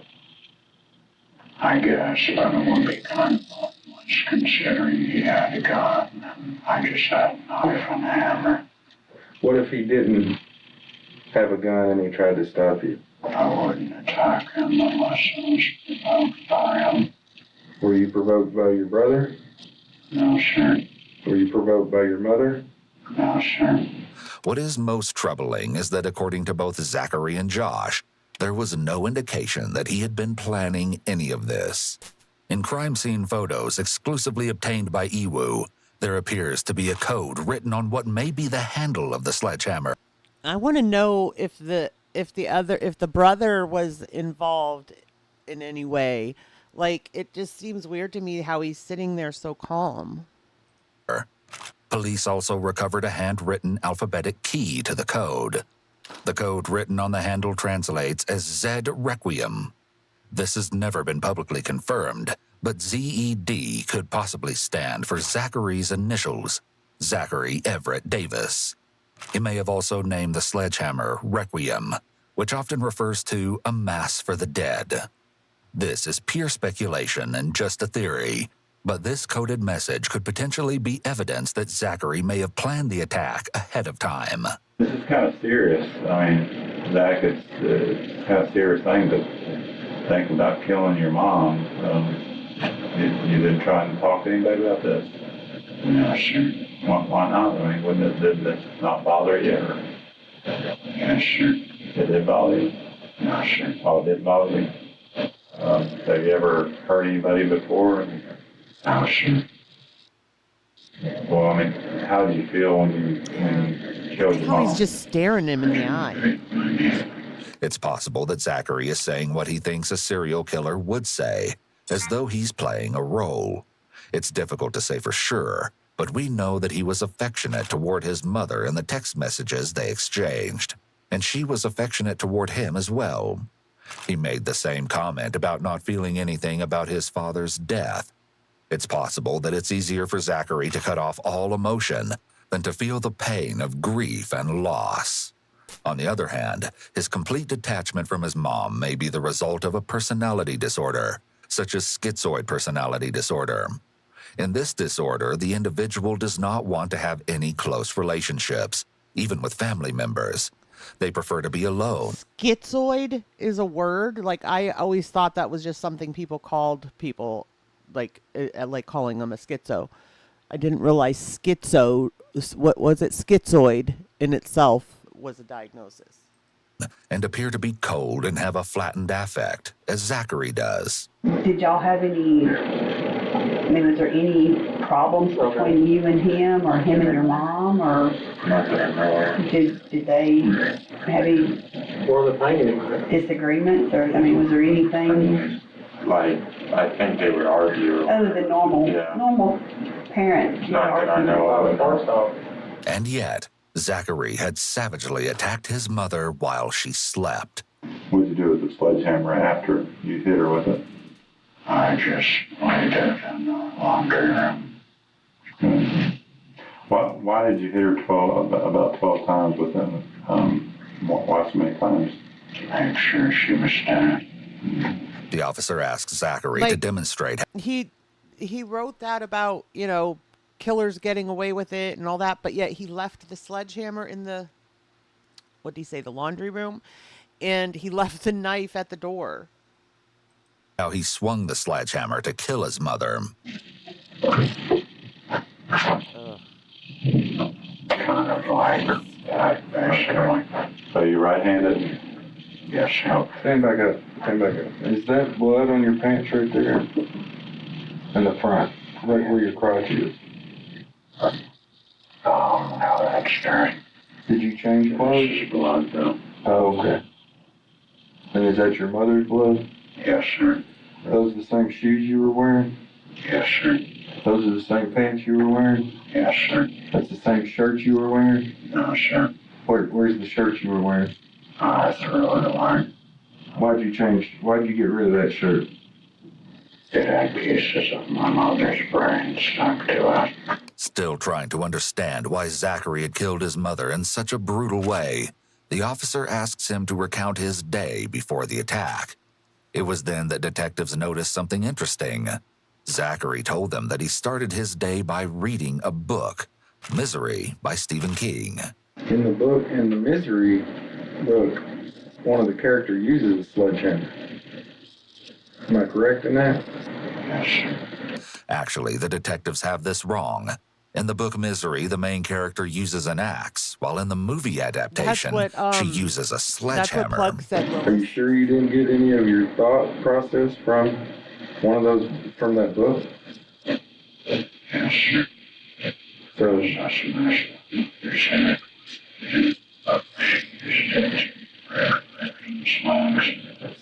do you think, so you're saying there's no, that's strictly coincidence?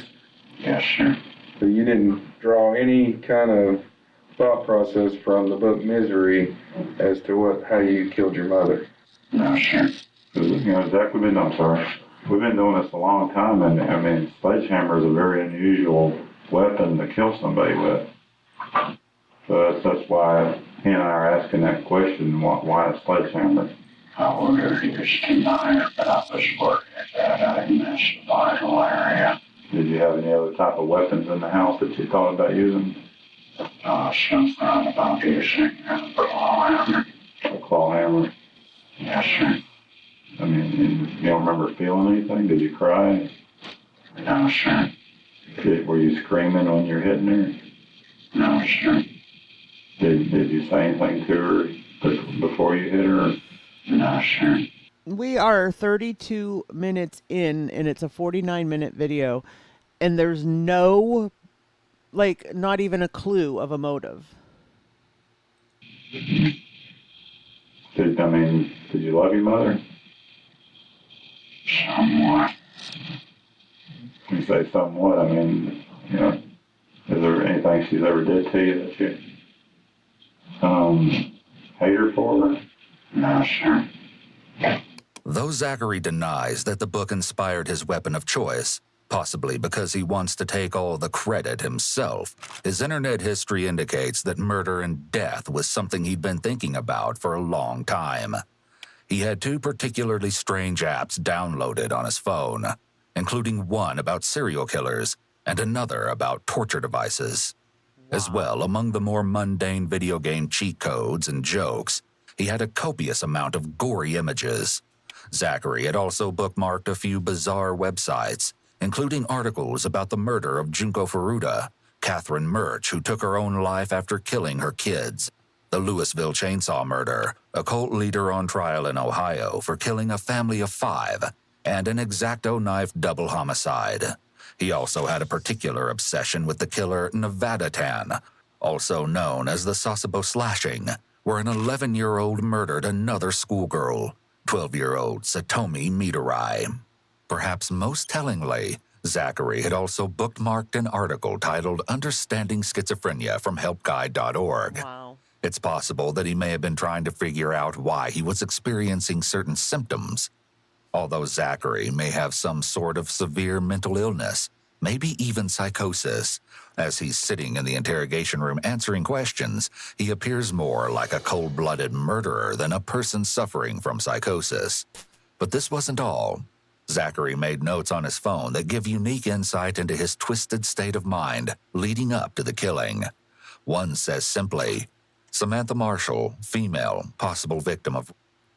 Another says, hanging over the masses like a shadow or a dark cloud, executing them all one by one without a sound, omnipresent and biding its time, ready to steal you away at your prime, welcoming to the stupid and the bold, not following any pattern, just doing as told, laying to rest kings, queens, peasants, and thrall. Death will eventually punish us all. So you can rewind the clock and go back. What would you do? I'm like killing Josh with a sledgehammer. Oh my gosh. In stark contrast to Zachary's statement, when Josh was brought in for a second interview, the detective asks him about an incident that occurred at school, showing that the brothers saw their relationship with each other completely differently. Well, when you got in trouble at school, I think it was last year, what happened to cause that when you got in a fight? Somebody said they were picking on Zach. Oh, no, that was 8th grade. Oh, was it 8th grade? Yeah. Oh, okay.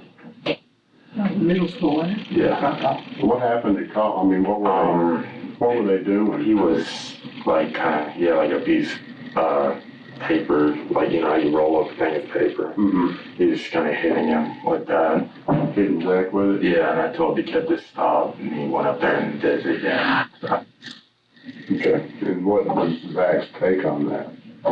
I mean, Was he mad that the guy was hitting him, or was he just indifferent, or did he ask you to do something about it? Or was no, he didn't ask me to do anything. Okay. Just taking up for little brother. It's possible that Zachary resented that his brother stepped in to be the hero. He may have been frustrated that he couldn't protect himself and instead had to be saved by Josh. Do you still want to kill Josh? Yes. And you're not going to tell me why? Yeah, sure. I'm really curious as to why. I mean, you said that he was the only confidant you had. You didn't talk to anybody else. Why would you want to get rid of the only person that you confide in and talk to? I don't know. Well, you said you don't want to tell me, so you do know. There's a difference in wanting to tell me and not knowing. You just told me you didn't want to tell me, so you do know why you want to kill your brother and you killed your mother. I would just like for you to share that with me. I'd rather not share. But you will admit that you know why you did it. Yes, sir. Let me ask you this. Do you always talk like you're talking to us now? Yes, sir. So if I talk to someone that knows you or a teacher, they're going to say, this is your demeanor. This is how you talk. Most likely. And so you're always monotone and robotic when you talk. Yes, sir. Unnerved by Zachary's behavior during his interrogation, detectives asked Josh the same question. Has he always been talking that monotone voice? Like quiet. He's kind of quiet. His voice don't go up or down. It's just like a flat monotone voice. Is that the way he normally talk? All the way? When did he start talking that way? It's always been the way I remember it. Really? Yeah. You ever laugh? Sometimes. What makes you laugh? Various things. Various things. Give me an example. Well, I was laughing myself when I killed my mother. Oh my You were what? gosh. I was laughing when I killed my mother. You were laughing? Why were you laughing? I don't know. Were you laughing your ass off at that time? Yes, sir. Paradoxical laughter often occurs among people with schizophrenia.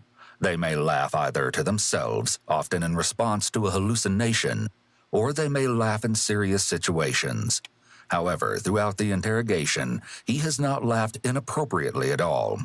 It's possible that Zachary once again is trying to present himself as the evil villain he may identify with. Whether Zachary is as void of emotion as he's trying to portray is unknown. His note entries on his phone, which show expressions of emotion, puts into question this image of himself that he's trying to show in interrogation. Why were you laughing your ass off when you killed your mother? I don't know. Yes, you do.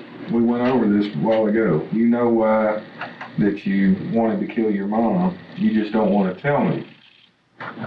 No, I actually don't know why I was laughing. Well, was it a sense of accomplishment? No, sir. Do you laugh when you read the horror books? No, sir. Did you laugh today or yesterday when you read Misery? No, sir. Do you see do you see why it would be difficult for me to understand why that would be funny? Yes, sir. A lot of people say it's just highly unusual for a 15-year-old to take a sledgehammer and be laughing his ass off and hit her in the head with it 12 times. What do you think? I don't have any more information to give to you. Wow. You can't think of any reason whatsoever? No. He says, I don't have any new information to give you.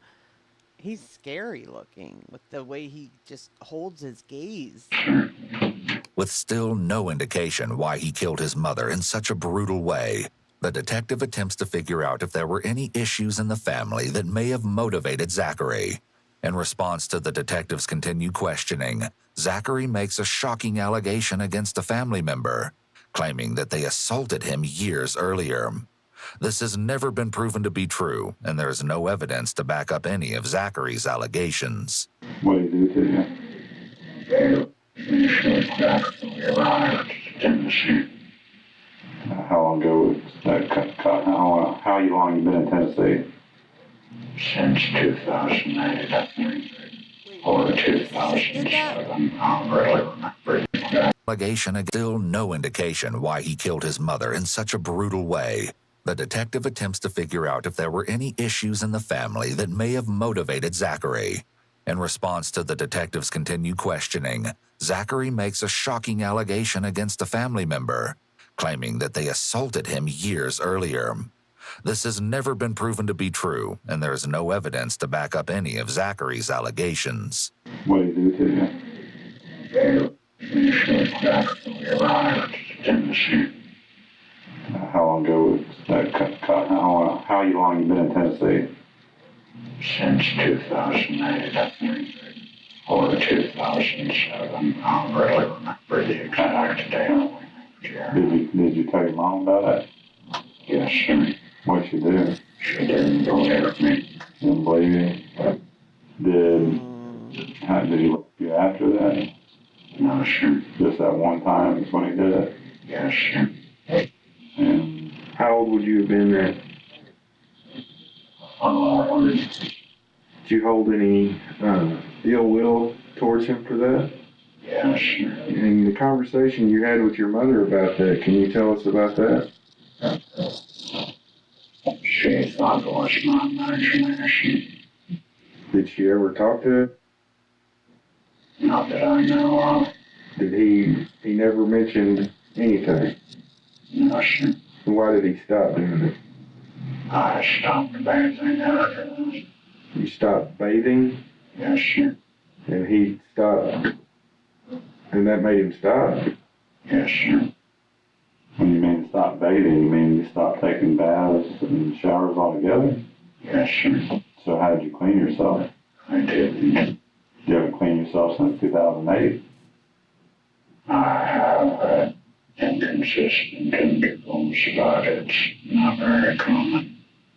Okay. The detectives have referred to a notebook they found at the house, which miraculously survived the fire. Within, they found 2 notes written by Zachary. I was raped by him that day, No, and I've Polly. been planning to kill him ever since. That's how he really The second speaks. entry, a confession, is believed to be written right after he killed his mother. I didn't feel anything. I didn't feel remorse. My only true regret was that I didn't give her a faster death. I didn't want her to suffer. It's possible that Zachary's belief about being assaulted was actually a delusion.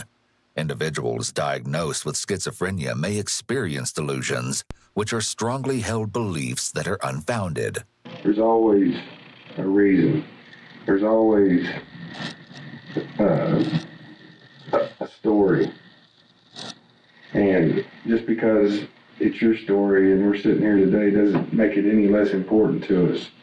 It's important to us to find out what the truth is. We would like to deal with that, but we want to hear your side of it. We want to know what happened. Why did, obviously upset you. But your mom didn't do anything. You know why it took this long for you to act out? No, sir. They just boiled and boiled and boiled? Is that what you're saying? Yes, sir. I wonder, though, if it didn't really, if he really wasn't sexually abused and she didn't believe him, I would assume that would leave him, with anger and bitterness toward his mom. I mean, your average person isn't going to have enough of that to take somebody's life, but I'm just saying, like, if he's already got, a kind of, if his mind is already off. Would there have been any certain thing tonight that would have set that off? I mean, made you think about doing this? I mean, anything particular that happened of all nights, since 2008 to 2012 now, of all nights since then that you would have did this? No, sir.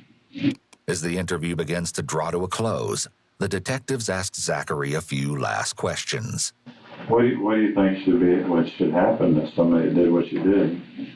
I don't know. I mean, I guess whatever's necessary.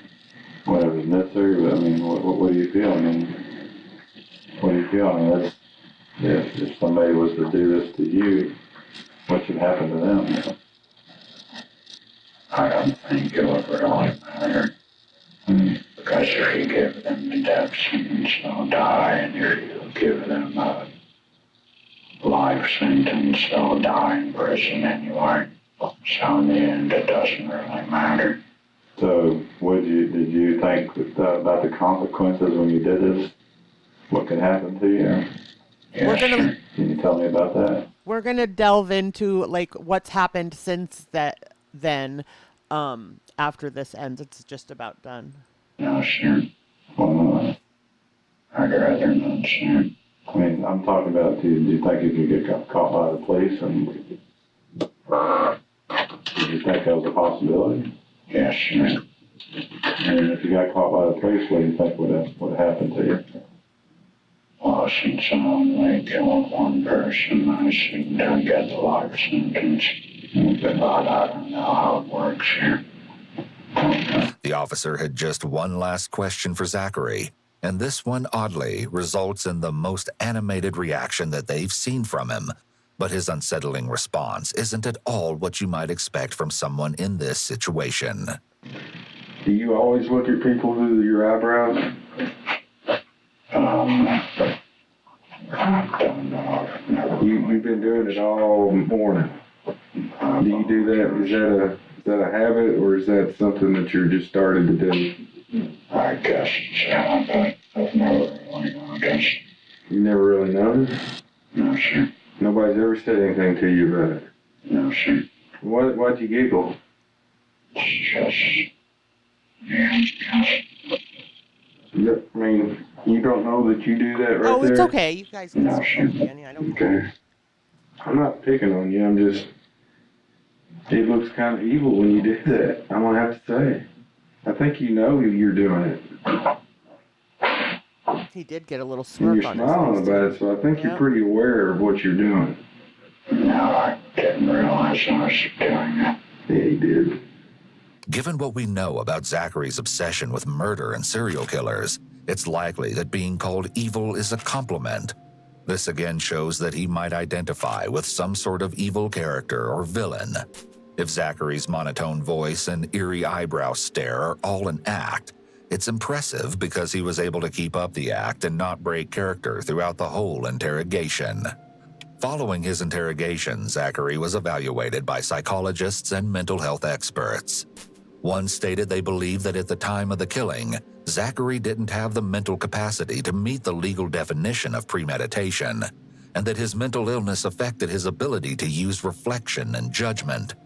In fact, the psychologist said that at the time of the crime, his thoughts were driven by psychosis. He was diagnosed with schizophrenia and a depressive disorder. Changing his story from what he initially said to investigators, Zachary told one doctor that he had heard his deceased father speaking to him, and that he had allegedly urged him to kill his mother. Still, investigators pointed out that he had fled the house with bags he had already packed, ditched his phone, and told police that he'd been thinking about killing his mother for years, all demonstrating that he planned the crime. Zachary eventually appeared on the Dr. Phil show, where he gave yet another reason for killing his mother, this time changing his story completely and claiming that he did it because, quote, she wasn't taking care of my family. But still, in this interview, he maintains that he was the one who killed her. However, he would shock everyone, including his own legal defense, when in court he once again told a completely altered story, naming a different killer. During his trial, Josh sat directly behind Zachary, but the brothers never spoke. When Zachary took the witness stand, he changed the story he had been telling for 2.5 years and stated, quote, I didn't do it. He suddenly blamed the entire crime on Josh, claiming that he was the one who used the sledgehammer to kill their mother and that he just took the fall, making him innocent. Following this, Zachary's attorney attempted to declare him mentally incompetent and for the case to be deemed a mistrial. Furthering the drama after his lunch break, the attorney asked to be dismissed from the case, but was denied. The judge speculated that he wasn't sure if Zachary was the ultimate con man or manipulator or not, but that was the jury's job to figure out. Despite his last-ditch attempt to blame Josh, Zachary Davis was convicted of the first-degree murder of his mother, attempted first-degree murder of his brother, and aggravated arson. He was sentenced to 71 years in prison with eligibility for parole after 51 years. To this day, there is speculation that Zachary may have had aspirations to become a serial killer.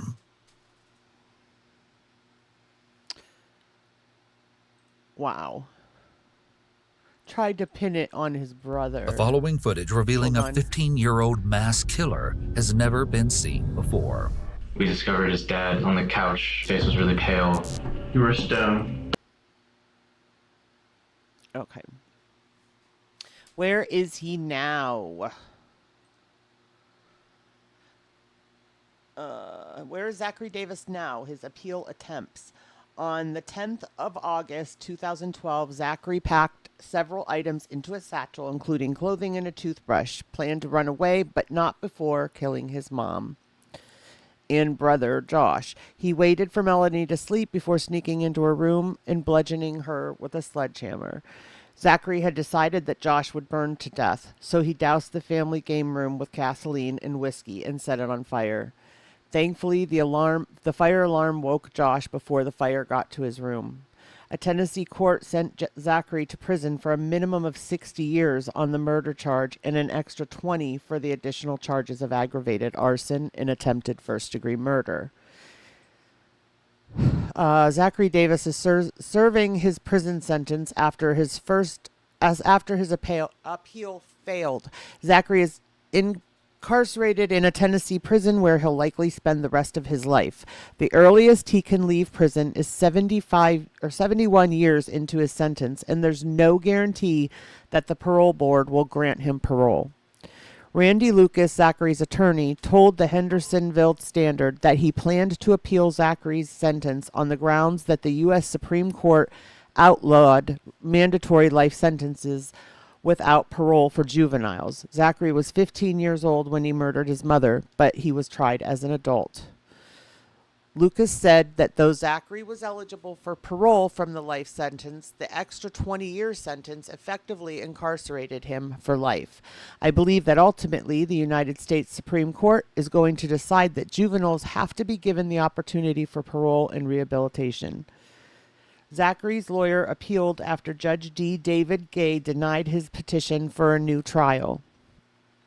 The Tennessee Court of Criminal Appeals dismissed Zachary's appeal, with Judge Robert L. Holloway writing, "We conclude that the trial court did not err in denying the defendant's motions to be declared incompetent, motion to suppress the defendant's statement, or the motion for mistrial, and did not err in sentencing the defendant to life plus 20 years.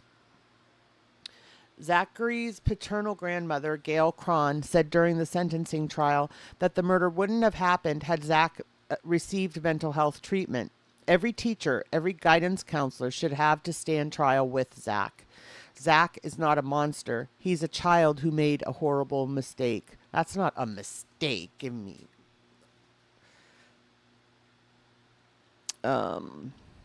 Zachary said he felt nothing as he bludgeoned his mother. Zachary's life changed when his father died of ALS in 2007.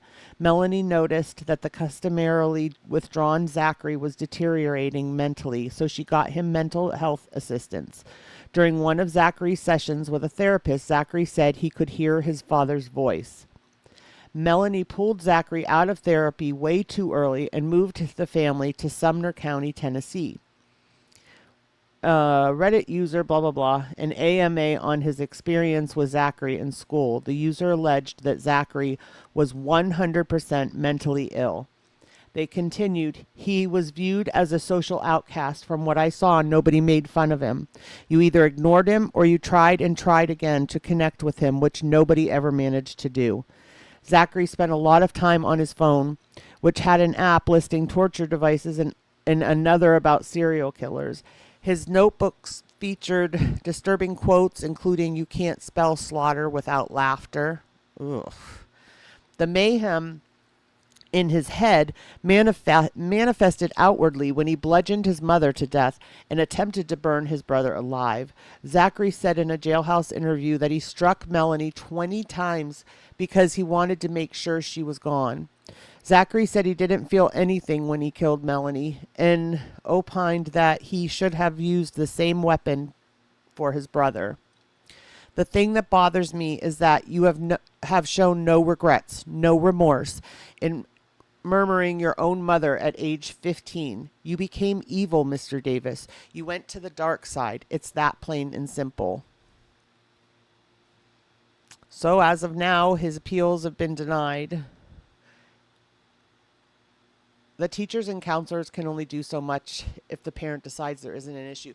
Right. Well, she should have, I mean, okay, if she had to move or whatever, that's one thing, but she should have made arrangements for him to get the therapy where they moved to, not just stop it altogether. And I mean, if that's how he always spoke, 10 minutes into a conversation, something's wrong. Everybody in his life should have realized something was wrong. Oh, are they? All right.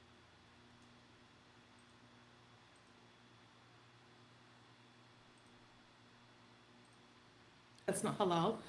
And some of the ingredients I don't know, and if I don't know, I'm not going to eat it just in case it's not halal. Farm boy, I know. I should open a farm boy quick. It's okay, Maggie. Come on down, a farm boy. So, I mean, I just want a cheese and hummus sandwich, man. So, anyway, falafel here. You want a falafel sandwich? You're going to pay $8 for one sandwich. When you can get one falafel sandwich in Kuwait is 100 fils. So it's like, what, 50 cents? But I did a video, I explained, like, I'm not complaining about being here. It's just, that's one of the things I miss. We're not going to change our flight to go home earlier because it costs money. So I explained that. But that's why I'm complaining. Because, like, certain things, like street food, some of it's cheap. Like, they're not going to change their flight to go home earlier. When are they scheduled to go home? I didn't Sometimes know you don't want to eat that. was Sometimes you just want a talked about. sandwich. So that's my sandwich rant. I'm not back in Kuwait right now, Kim. No. Right, hold on, guys. Everything I'm is gonna pause it while I expensive redo the screen. Oh. These days, I'm just surprised. I expected a lot of things to be cheaper, but. So I have a bag of fruit. This is just one bag of fruit. I'm gonna eat some fruit, guys. I'm sorry, but thought I would do a little fruit mukbang with you guys. This is cantaloupe. I like how they give you those sticks and cut it up for you, though. Yum.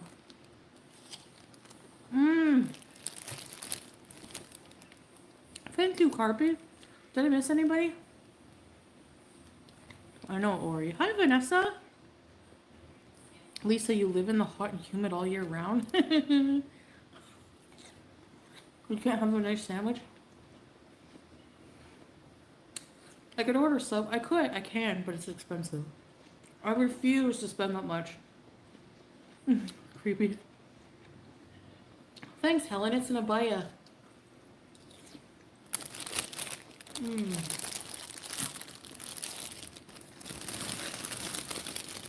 What is this? Is this a honeydew? Hello, Brandy. Look at the Happy color. Friday. So I'm craving, literally, I'm just gonna like pig out, for lack of a better term. Hi, Tracy. Thanks, Shiki. Thriller Kid. I'm just gonna eat fruits and vegetables. We have dragon fruit, bananas, whatever these things are. Lettuce, leafy lettuce, tomato, pineapple. I'm tired of just 7-Eleven noodles and wieners. I need some vitamins in my life. What is this? It's so creamy. Oh, wow.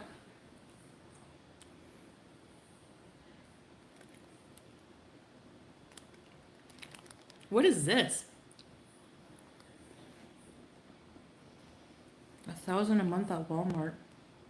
Miss A. Who buys food that you don't know what it is? Why are you asking us? Who else said hey? Maya? It's crazy. No, it's not honeydew. It tastes like a cross between honeydew and avocado. It tastes like an avocado. Ew. Does anyone know what this is? Avocado has no Yum. taste to me. Mmm. All right, I want to Come know. on. I want to know how she doesn't know what it is. I mean, didn't she have to buy it? Yeah, Mother D, it's not honeydew. Hey, Bean. Good morning. Celeste. That's true. It's a trade-off. Here, fruit and veg, like local fruit and veg. If you buy cherries, oh no, you're paying an arm and a leg. But fruit like this, Thai fruit, yeah, it's cheap. Like a kilo is like 50 baht. That's like, what, a fraction of a dollar? Like, hi Tracy! Too dehydrated, I think so. Hi Mike, hi Beezers. Yes, how are you guys enjoying your Friday? It's like an avocado melon. I don't know what it is. Okay, now we also have some. Look at this watermelon. Anyway, I love you, babe. Thank you for venturing out into this horrible. I feel like crying because, you know. No. Why? Tell us. I was like, if you want something healthy, if you want fruit, I'll go get it for you. And he's messaging me. He's like, I feel dizzy. So he's like, just to get us fruits and veggies. Hi, Bella. Long time no see. I hope you're well. How are you? It does taste a bit different, cheeky. Yeah, that's a trade-off. I don't know why this remember bugs that me time- so that much. one Wouldn't time it that, say on like, the outside of the package what it was? Cauliflower was $7.99. Better make me live forever at that price. All right, let's try some other I hate things. that. You know what I want? A huge banana. Yes. Babe, are you enjoying your stuff? Watermelon and salt? It's not a How huge do you banana. never It'll eat do. No, I'm together? kidding. Actually, most of the bananas are really small that we've seen. Awkward 20-something, you're listening to me at work? Nice. I love when you guys avoid your responsibilities for me. Hey, I used to spend, at my work. If you ask me what's your favorite food in Thailand, I would say 100% the fruits. Yeah. Oh my god. A key. Yeah, so tasty. They are. And you love fruit. Yeah, she didn't when want I that would work, fruit, I would y'all. go in my office. I'm a bad employee. Anyway. Exactly, Bella. I would go in my office and go on YouTube for half the day because I could get all my work done in an hour or two. So I was overpaid. No, we haven't, Richby. We're just vacationing for a while, you know? You know what? Traveling is expensive, so if you're gonna go, and the cheapest thing about Thailand, I'd say, is the accommodations. So it's worth it to stay a while, you know? Get out of the 50-degree weather. Vendors around mosques. You know what, Freya? We need to venture out Yeah, and do but that at one that of these point, days. that's not a vacation. Almost need a loan to eat healthy. over a month I know, it's long. not even funny. Little pumpkin. Welcome. That's like a relocation. Celery was almost 10. I don't remember that. What? I'm glad I don't remember that. Outrage amnesia. Chrissy, thank you. The fruits. Hi, Shannon Gerard. Yes, we're having a fun time. You know, we're together. I mean, if I was when I went to Canada, it was hard for me staying like that as long as I did, and I even ended up changing my flight because I wasn't with Salah, you know, so. Yeah. Kim, we had to wash our clothes, yeah, a few times. But. A few times. Wait a minute. Uh, a few times they had to wash their clothes. You guys, she has what, 3 outfits with her? They've been there a month, and she's only had to wash them a few times. People at the hotel do it. And they bring you back your laundry. I've never had laundry like this in my life. It puts me to shame. I feel terrible. It's crisp. It doesn't really smell like much, but it's crisp. It's folded. It's on hangers. It's in this, like, this plastic shroud comes over it. Are you kidding? And not me sweating, not washing my clothes for a month and a half? Yeah, no. Banana tastes like banana here. Welcome, everyone, and everyone I missed. I wish we had Nutella. Too expensive. What are these? Okay, you said these are good, babe. Hello, welcome, salam, little pumpkin. Dawn, hi, Dawn.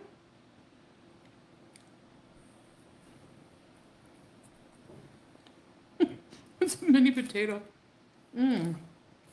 Mike, yeah. Well, I guess if you're paying them to do your laundry, they have to be professional. Okay. It smells like garlic. Why does everything smell like garlic? I don't know what this is called. Salah asked the vendor, but we didn't understand what they said. So, curious. The fast food places here, yeah, they have different items. Everything has rice as a side dish, like sticky rice. Ready to go back to Kuwait? Yeah, pretty much. Actually, not really curious because we still have a lot to do. So I'm glad we booked a long trip because, and you know what? In the back, hi, Ageless Beauty.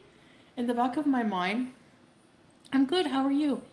I was thinking, knowing me, I'm gonna need a couple days in between every attraction, like to recoup. So when we first got here, it was like bang, bang, bang, you know. And now I've hit a wall, so I'm glad I had that like extra week or two to just like, you know, decompress a bit. I want to know when the flight home is scheduled for. My anxiety. It wouldn't be bad if it all smelled like garlic. I love garlic, Celeste. True. I don't know about in my fruit though. Hi, McCorney. You can write down all the names. That's a good idea. Your cat's a beezer, Guardian. Hi, Missy. The mint sauce waterfall. Oh yeah, I haven't checked that out yet. Mint sauce waterfall. I just drench everything in that. Garlic is a natural antiseptic. Julia is doing very well. So is Howie. I know. It's odd, Bean, because she's been more consistent with content since she's been on vacation, quote unquote. So as soon as we see them again, we will put them on camera and let you guys say hey. Vacate to Malaysia. I know it's like predominantly Muslim there. I mean, truthfully, you're not wrong, Bella, because when they're in Kuwait, that is a vacation. She doesn't have to do anything. He goes in and out for the food all the time. She stays in the apartment. You know, she can sleep however long she wants. So that is, you know, her life in Kuwait is like a vacation. So this was her vacation away from her vacation. This little blob. Whoa. Okay, this is like, okay, it's a mash of fruit. Oh my god, it's good. You see the stem? The middle is like a pear. It tastes like a lychee. You can eat the whole thing. Oh my god. There's no seeds. They're so good. Do you address the rumors you're having issues getting your visa to return? No, I can't address that because it's imaginary. But, okay, I have a question about that, Curious. Why do people care? You know, I see people... Like, somebody says in the chat... I haven't seen it. You were literally just saying that you were ready to come home. Now it's a month and a half. So another month and a half? Or does that mean they have still a half a month? But I'm sure it happens. Because it's been a month. People have 5 million hour live streams about my visa status like it's anyone's business. Why is it such a big point of contention? You know, travelers have to deal with immigration. You know, like, why is that a big deal? Why is that a conspiracy? I had someone send me an email like, we know you're just border hopping, you dumb C-U-N-T. Oh my God. What the heck? Why are you so angry? Like, who cares? How does this affect your life? These, okay, this is my new favorite fruit. Tip Here. It looks the like cows. garlic. Tastes like a lychee. Hi, Lexi. It's just interesting. Oh, you mean like people are interested to know that? No, these people, some of them are very vehement. If you're interested, I get that. That's different. But to those people, I just say I'm keeping that part of my life private, you know, and that's all. No, nothing personal. Okay, let's try something Yes, else right but now. her chat is just as delusional. Celeste Fawn says, yeah, jealousy is literally the biggest factor, I swear. You're not miserable and you're traveling and living life outside of an apartment. Not on cam lonely anymore like them. Ha ha. We got 2 kilos of this. Yeah, babe, I mean, what the hell? Okay, this is a dragon fruit. This is probably the most interesting looking fruit I've ever seen. The color is beautiful. But I've had this before. Golden Girl, hi! Hi, Mary Johnson. Good to see you, too. Golden Girl, good to see you. The pic of Sam Lexi. Yeah, Sam, thank you. I wanted to see the dragon fruit. Like, how do you eat it? We have our employees here, business. Yeah, exactly. Now she's all about new food. Now that we're on to fruit, she's like, I want to try, like, she put that dragon fruit down, like, oh, I've had this before, so she put it down. Now she's on to trying to find, you know, new fruits, Thai fruits, because she wants to try to make fruit appetizing for her. Exactly, babe. What was I going to say? Sam, yeah, I get updates here and there. My nose is running. And it's definitely relieving, you know? Dragon fruit, really? No, I think you're right, Celeste. I think people expect me, like, I don't know, because I'm overweight. Yes, or what I went grateful through life, a couple of years ago that I'm forever going to be miserable. No, I don't know why people would wish that on anyone anyway. That's weird. What is this stuff? They gave us sugar. That salty sugar stuff. Oh my gosh. Babe, do you want some of this, babe? Oh my, you guys, look at how excited she gets. Seriously, like, if my kids woke up on Christmas morning like that, I'd be so thrilled. They were so happy. Yes. Dragon fruit, and this is pineapple. Oh my gosh. I'm so... Yum. This is like, I don't know what this is. I don't know what it is, but it looks like sugar, so I'm going to eat it. And now it's on my abaya. I know, Bean, that's exactly why she put that dragon fruit down. She is looking for a fruit that is disguised so she can say she's eating fruit when it's probably pure sugar. Apple is too good here. Is it native to this place?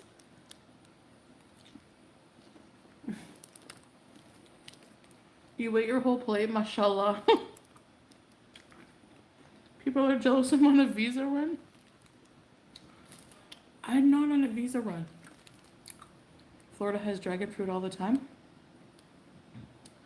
Seasoning bath salt. Imagine.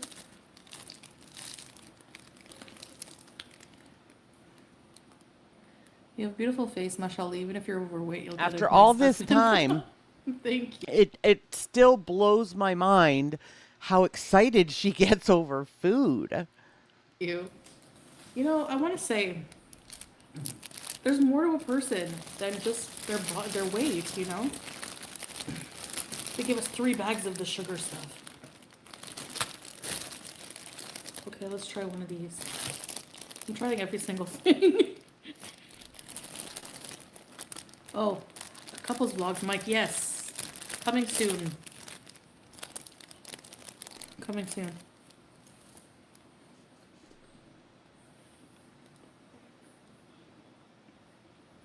I call the pineapple a coconut?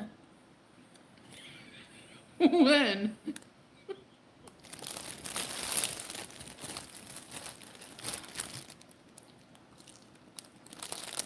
Okay. Yeah, how did it make sense, Annalyn, when she said she wasn't on a visa run or whatever. But then she also was like, I don't know why you guys make such a big deal out of it. When you travel, you have to do that stuff or whatever. So that kind of said it all. Things to complain about. I'm from TikTok. Why is NPC a trend? Why? I hate scroll. Get off my For You page. I don't even watch them. Yes, Grateful Life. You mean with that drink or whatever that she got? Is that what you're talking about? Because I could have sworn somebody said pineapple, and I was like, that was not a pineapple. It was her that said that. Good morning, Jamie. Hi, Gabrielle. I'm just basically keeping my immigration status, personal. I'm scrolling, and every other post on my For You page is somebody doing something that makes me want to scream. Like, everyone's like, thanks for the rose. Ooh, ice cream. I hate it. Yeah, I even seen people that who are is 80 stupid. doing it. I'm with her on that. Stop. Sorry.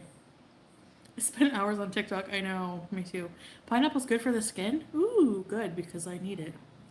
The snail slime is not doing a great job. Do more and no, I refuse. Please, somebody tell her Y'all she are needs killing it some on for TikTok. blackheads. Is she doing NPC? I don't even really know what you're supposed to do. Like, what are you supposed to do? Especially Just, if you're going to be that close to a sit here camera. like an NPC character? Like, I don't know. People put a lot of work and effort into it, but it's just like a weird trend. I don't know. I don't want to live on this planet anymore. I'm just joking. Helen. Yeah, Rashu, I know. Can I say one thing? You can say what your immigration says, and it's still not anyone's business what it is. Yeah, I don't really know, like, what the big deal is, All I get are NPC and people making cups. Snail slime from Asian places. Yeah, this is Asia. NPC stream. Okay, so you send emojis and I react to them? Mars bees. I'm humorous. So many people be doing it on TikTok, making a lot from it. I know, that's why they do it, obviously. I mean, it's harmless fun. It's a harmless way to make money, I guess. But I did see someone who was like an elderly couple I doing agree, it. It Maggie, was the she so funniest would. thing. That's Anything that was there's a lot easy. of cringe. I know. Sophie, fall colors. Don't remind me. I want to definitely make next fall for sure. I cannot miss it. I miss it so bad. Mother D, yeah. Ice cream. Best to keep it private because no matter what you say, people are going to make an issue. Exactly. I mean, the type of presence I have on social media, I realize, excuse me, I don't have that luxury of just being so Really, open anymore. Jarella? How? Just for my own safety and for just privacy is just nice. We like having privacy. Like when I turn the camera off, we have a whole things going on in our life. Things we don't talk about on here. And oh, never like I mind. said That's in my not video, who I thought it was. I like that because I used to feel like I would wake up, go live. My whole life was YouTube, but now when I turn the camera off, I feel like I have a personal life. You know what I mean?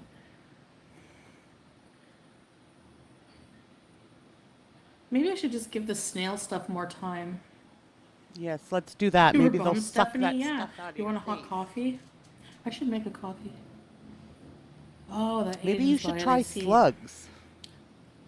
Yeah, they twist it. Well, that's the thing, and it'll be made a big deal out of it. It doesn't seem like a big deal, and it's no one's business, but people will make it into what it's not.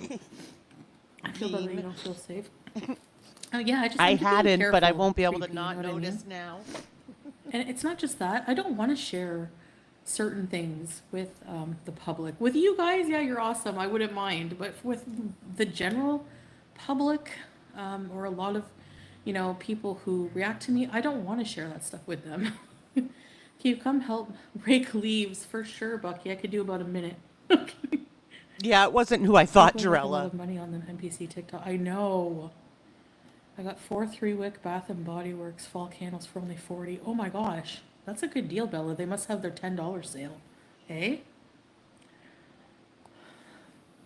The sabaya was washed. Yeah, there's no mint sauce on it. I mean, I wash You my guys, clothes every so often. if you don't follow Carlotta, her link will be going through the chat. But we watch on her channel. She plays live webcams from Thailand, and there's 2 clubs that we watch every day, and we're just waiting until we see Sulla. Like, maybe not as often as at home because we don't have a Welcome washer back, dryer, but I still welcome get back. them done Oh, wait, here wait, at the wait, hotel. wait. That's your prerogative and people don't get that, yeah. Marilyn, hi.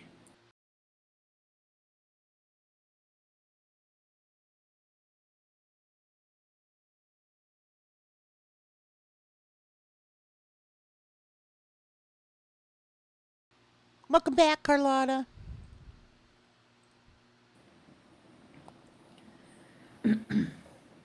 So much better that you have a life outside of YouTube. It's great you're live, but honestly, what matters? Yeah, Celeste, and I've heard people say like, kind of criticize my live streams, like, why even go live if you have nothing to talk about? Like, when did I ever have anything to talk about? Yes, Like, Carlotta, tell him that I am absolutely in love. That's way easier than even having the board. Lockmas, that's an interesting subject to you. I mean, for me, my whole purpose Every of coming so live often. is to interact with you guys. That's what I like give back to you guys. Like, I like to come and interact with you, and you give that to me too. Like, you come to my live stream, we socialize, we talk. So that's why it's kind of more like a Q&A thing, because I'm answering you guys, I'm talking directly to you guys. I'm not a live streamer who ignores my streamers, like, or my chat. I'm very involved in the chat. I look at almost every comment. No, she's still in Thailand, and I respond Bex. to you. I don't know too many live streamers that do that. There are some, but that's what I like to do. And I'm not a apparently live they're streamer still who, there like, for a ignores my little chat and while. then just, like, I want to say at least 2 weeks, if not longer, they're still there for. talks about subjects, I don't know, like nothing pre-made. But I was thinking of that, like, maybe I have seen that as criticism Whoops, too. I think what that did would be she a just really say? good Was I idea. talking through it? Grateful life? I'm going to wait till you tell me what she said.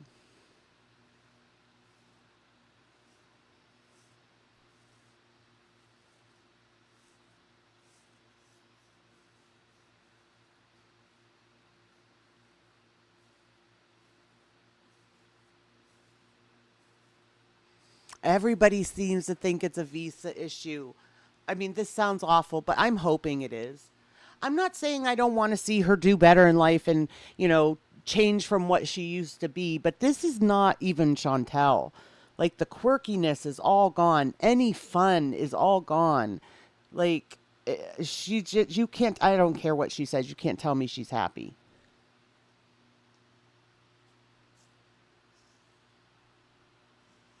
Oh yeah, I know. That's what I didn't hear her say it, but I mean, she did say they've only washed their clothes a few times since being there, and she only has like 3 outfits. So that means she wore every outfit 10 days before she washed it. That's what that would average out to. Yeah, maybe putting a lot of effort into like a once a week, like long live stream type of podcast in our like gaming room. Maybe I could look for guests to come on. Maybe I could do something like that, Yeah, that's true. That's true, Marilyn. Presence. Just because you have a social media presence doesn't mean you owe us anything. Same with celebrities. It's true. Hi, Sam B. Oh, don't worry You about it, too. Brandy. If you need to rest, you rest, girl. What are these, babe? Oh, these are the corn rolls. I don't really... Let me try one. Are these like those Pop Pops from Kuwait? These, I don't know. I honestly was craving just like a corn, even Yeah, I raw. don't either. Can you I eat don't raw like corn? either, Carla. At least you acknowledge all of your viewers. Reaction channels only acknowledge their paying viewers. Yeah, that's a lot of them do. Yeah, it's true. I don't care if I get super chat. I mean, I appreciate them, but I'm not gonna like. That's not why I go live, to get super chats. Like. Good, because she doesn't really get many most super things for chats. money. I know people think that I do mukbangs. I know that mukbangs, honestly, they're not really a big thing anymore. They still are, For me, I love eating and talking. Two of my favorite things to do. And whether that means it could just be a small amount of food, like healthy food, whatever. I don't care. I just want to eat and talk, you know? That's not true. So I don't like to do things. Healthy If I have food, to do she things doesn't just care. for I money don't think motivation, so. I'm not gonna have a good time. I'm gonna lose interest, and I'm gonna move on. That's like that's how I am. Like I lose interest very quickly in projects and in things. And for something to really hold my interest, there has to be more than just money. You know what I mean? Like I don't know. So that's why I don't want to do the NPC thing, because it would just be for money. Or maybe to see how funny it would be. Rock horn like a beaver. You watch. She's going to do it. Yeah. Raw corn. Mmm. Butter Yes, popcorn. we have fun over there, Ghost. It becomes work and not a hobby. Yeah. This week's been a Well, real doozy over there. In some ways, social media is a job. It is if you're earning money from it and you use it to make a living. Now the thing is it can be tedious like any job. Editing when you don't want to. Whatever. You know? Going out and doing content when you don't want to. That sucks. Did I confront the lady for filming you? No. Okay, I didn't even see her filming me. I saw a conspiracy theory that like people were like, she had to take down the video because she got in trouble. She's gonna go to jail. So many people want to see me in jail. It's really weird. Anyway, kingpin bees. I don't know what's it called. Prison boss bees. Anyway, what? So finish addressing it. Yeah, it's like Pop Pop Rashu. I was way behind. Tracy. Join the club. No. Salah's just out there beezing. Try Lumi. What is that, Boo Boo Cat?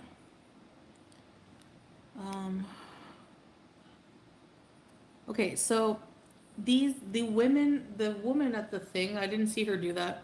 And if you even, it doesn't make sense because if you look in my edited video of the market, I kept the woman in staring at me, so I don't know. Staring, not filming, right? She took the filming out. I think I have one more thing to try. Or a couple things.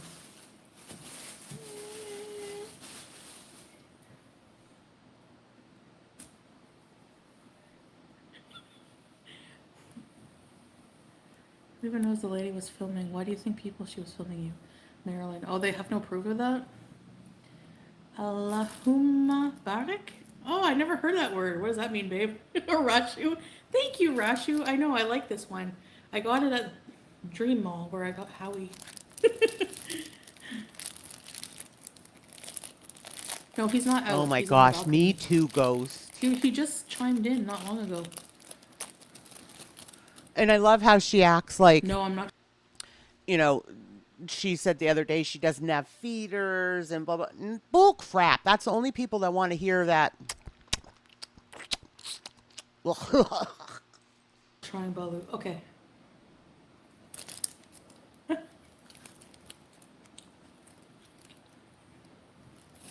you think this will taste good?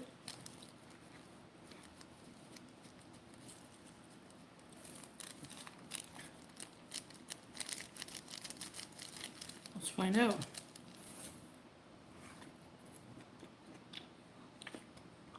Mmm.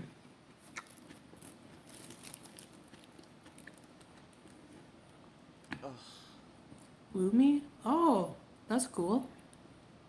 How are you doing, Bucky? Vlogtober, Mike? Actually, maybe, no, I don't have plans to, but I'd like to. Yeah, you're right, Celeste. Some countries are a bit weirded out by filming. But Thailand, like Bangkok especially, is like the most visited tourist place. There's people filming everywhere.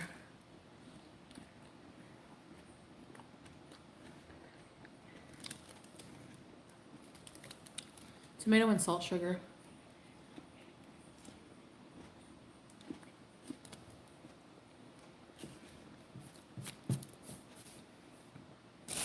When I say I was craving fruit and vegetable, I wasn't joking. Like literally.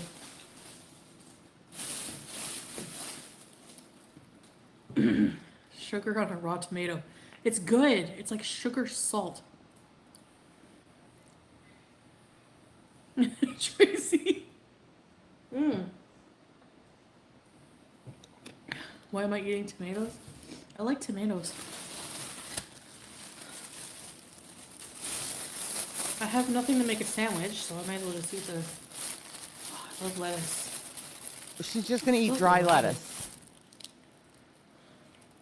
All right, now I know she's lost her mind. Yummy. What is going on?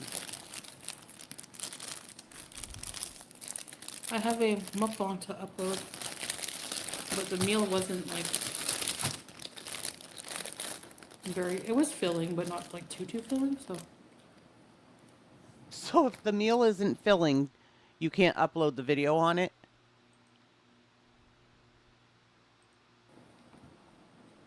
Oh, Fox!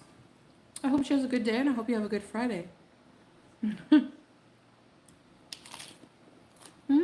Yeah, Mother D and Tracy, like, a lot of people eat them just like that. Oh, Bella. I'll try wrapping this avocado cantaloupe thing. I love They have a lot tomatoes of fruit raw veggie too, vendors. Brandy. That's one thing I gotta say. I like them This cooked one too, guy but I Salah prefer went them to raw. For fruits and veg. He was with me on video. The guy had 2 cats. I wish I was there to pet them.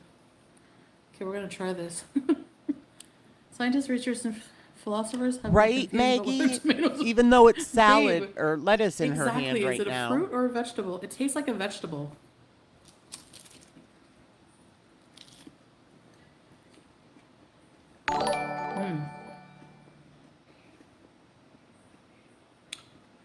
Freely the banana girl.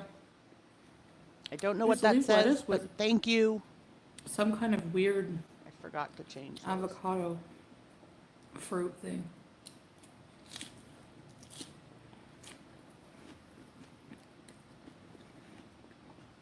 Oh, sugar salt. Okay.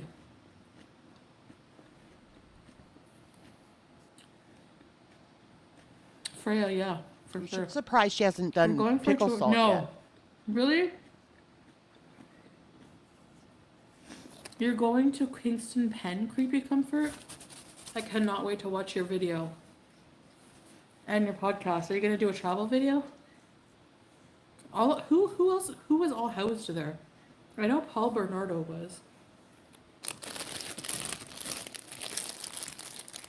But that's all I know. You have to put all this stuff away. Brandy, thank you for being in the Dammit crew for 9 I gotta months. do that now. I don't want the fruit to go bad. I appreciate you. Mwah. What did I eat today? I ate what I had for my mukbang. You will see. At least we're eating healthy. Yeah, I love food. I love all kind of food. You know? You know darn well after she eats all them fruits like and veggies, underneath she is my going for some. Bad food. I love healthy food. You know, She is like, going big- for I something love food. pasta or rice. May Allah bless you. Oh, okay. Instead of mashallah. Okay, thank you, Rashu. Spend less time on TikTok, Eliza? I agree, I need to. Yep, we're gonna do a tour vid. Oh, Kingston Pen has had the worst there. Oh my gosh, no way. Really? I can't wait. When is that vid gonna be out? I like creepy, like, true crime, and especially stuff that was, like, close to home, you know? Everyone's sub to creepy Good crime morning, and comfort, Nick. or Good creepy morning, comfort and crime to Arrow. watch that video. Because you don't want to miss it. I have my Oh, notice on. really, so I'm, like, Nick? looking forward to it. The sad thing is that is not something that rarely happens. At least back in the day. Wait, Chantal's a tip. And I've always, you know what? I've always wanted to travel to Kingston Pen, actually. So I wish I could have collabed with you guys. I have a TikTok. You guys don't know that? That's why I have no viewers. I don't even know what it is. Babe, do you know what my TikTok is called? Yeah, what I eat in a day as a fat girl. I should do more videos of that. But people just say, oh, when the camera's off, she eats. Some of the what I eat in a day are BS. You gotta, I mean, you have to, if, okay, look at it this way. And this is not being rude because I'm a heavy woman. If you're like overweight, like, you know, obese, and you're gonna do a what I eat in a day, that's a general statement of like on average, you know? And you're gonna say, hi, Teardrop, hi. Yes, Lexi, I wanna see it. If you're gonna show that you're eating like a salad, porridge for breakfast with chia seeds or something like this, a huge tuna salad for lunch, and then like a quinoa stew for dinner, and that's it, no Pringles, nothing after, you're full of crap. You're not gonna be fat eating that. You should change the title and say what I eat on a good day, you know, not in general. 'Cause let's be real. Yeah, I have a TikTok. Anything pickled. Ugh, that's another thing I can't get. I actually legit messaged my mom. She's like, hi, cutie, how are you? She checks in. And I had a meltdown over this with Salah. Like, and I'm like, I'm fine. I'm just a little crabby because there's no cheese. Pickles are olives easily accessible around here. I took that for granted. Getting in the Kia, driving to Farm Boy, and getting the olive bar. This is Soul Searching by Chantel. She took for granted pickles and cheese. I took your olives for granted. Oh my lord. And pickles were always on my side. Okay, bye. Would you be offended if hi, Angel of Mercy? A thin woman doing parody view on YouTube if they showed all of their face. What? No, Merrick. Here's the thing. I don't mind parody. I don't mind funny. I don't mind somebody that puts into work. You know, if they're gonna steal my content. What I mind is like some jerk who's like heavy as well, doesn't even show their face or body, and literally fat shames me the whole video and steals my content. That's what I have a problem with. Guys, who do you think she might be talking about here? I can't have cheesy. Pickles are found? Pickles are found in the markets. No way, Freya. Where? Foodie Beauty YouTube, your TikTok. Oh, thank you, babe. Foodie Beauty YouTube. Anyway, when I come home, I'm appreciating, like, imagine eating out for like a month and a half straight. I know I used to do that every day, but like, I don't know. I would still make things at home, and I miss that part. I want to cook. I want to make like chicken parm. I'm going to have a whole month of cheese, like cheese recipes every day. So we're going to continue the health journey. Pickled eggs, no old meat. I don't really love eggs. Salah walked past one on one of his walks. No way. You walked by some pickle markets? Well, suits me right for not going along. The drawing cartoon. Oh, I could do that again. Did she, Blondie? I love Sansa. Can't wait for cooking vids. Yeah, I'm gonna cook. I love just eating pepperoni, cheese, and breads. Oh yeah, I know. I love pepperoni. And in Kuwait, they have halal pepperoni.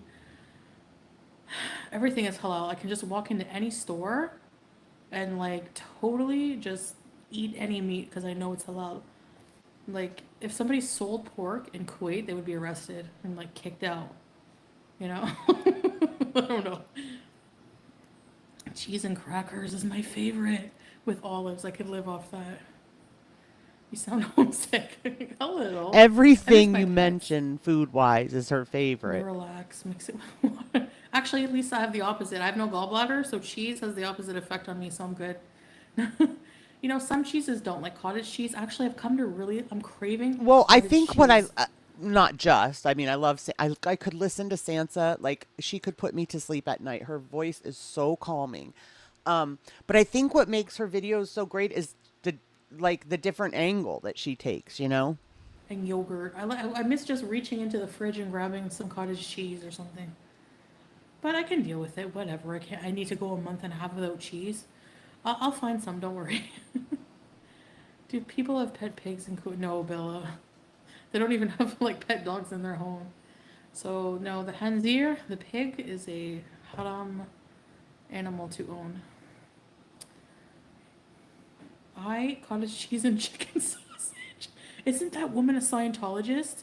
I knew it. I knew there was something going on with somebody who mixes mustard and cottage cheese like that. Sorry. And eats hearts of palm. Scientologist. 100%. All right, I'm going to go in with the chicken sausage and yellow mustard with cottage cheese. Anyway, that snap is good, actually. When somebody bites into a sausage, it makes me hungry.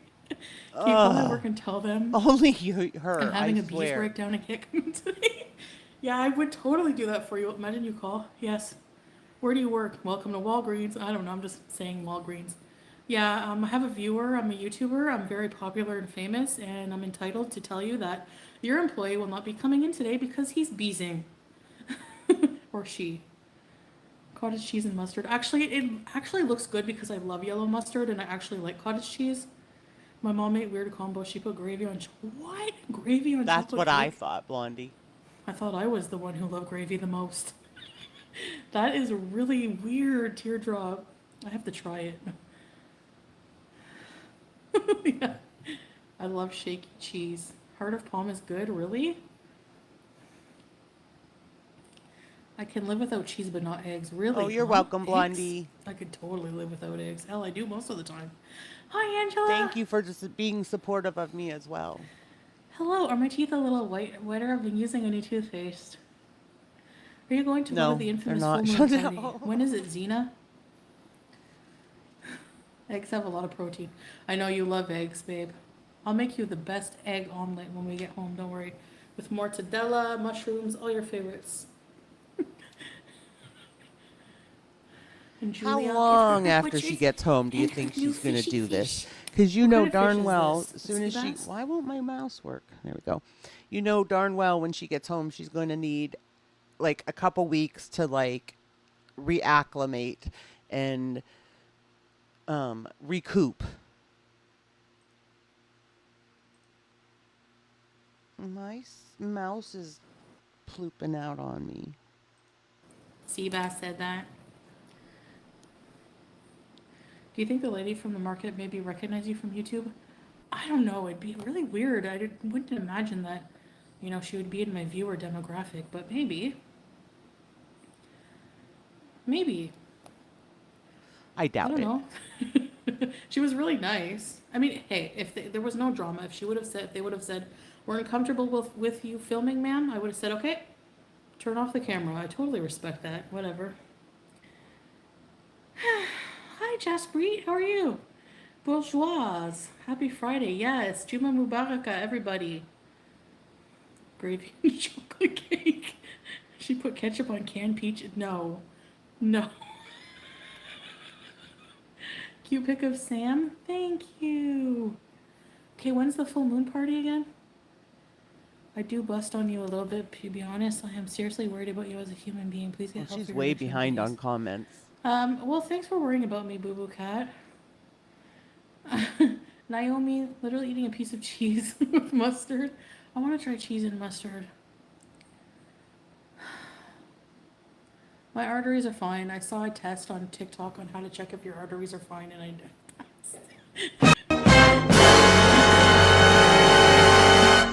Oh, when it's a full moon? You have to go, Celeste? Okay. Well, thanks for beasing anyways. I won't be on too much longer anyways. Eating salmon every day for 1 week. I need to find better ways to cook it. Lemon pepper salmon. I know that's the problem. Okay, you need to try a Tuscan cream salmon, okay? It's like a creamy, or do you like Dijon mustard? I went to a wedding once and they served this salmon. It was the best salmon I ever had in my life. It was like grilled salmon on a bed of jasmine rice with some kind of colored carrots. And I was too inebriated off of the wine they served to really notice. I was like, is that a carrot? I spent like literally the whole entire time everyone was eating trying to see if, is that a carrot? It was like a purple carrot. Anyway, and they had a sauce on it. It was like a Dijon wine cream sauce. Hi, Husky. It was so good. Sushi? Do they still give out crowns at Burger King? That's a good question. I do love sushi, but it would have to be sashimi. Oh, like the raw stuff with no rice? Ah, Bella, there's no shame in that. Some people just don't like the taste of different foods, you know? I saw somebody say something really good about that, like on TikTok. My whole source of information. They were like, no, never mind. I'm too lazy to even say it. It's like a long explanation. Okay, Shannon, well, have a good one. My makeup is bugging me. Thanks for being here, Shannon. I want to make a coffee. I want to try sushi, but not sure about the raw fish ones. No, yeah.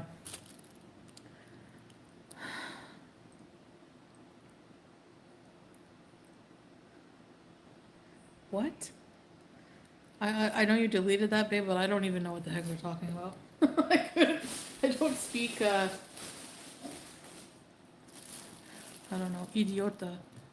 Oh, Sushi's delicious. she's talking to Sala, and she said, I don't They're speak still raging. idiota. Sushi's delicious. By the way, I want to put out a general disclaimer for those of you who are so excited every time you think I rage. Raging and responding in a non-friendly manner to the BS that you put out, that's absolute ridiculous. It's not raging, okay? Thank you. So these are amazing. I don't know what they are.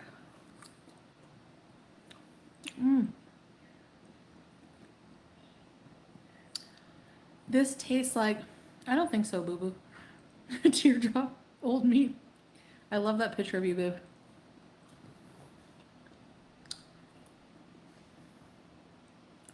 My handsomest man. What was I gonna say? So that's just a disclaimer, alright? Thank you. Thank you. Okay, I'm just gonna have a little more pineapple and that will be it.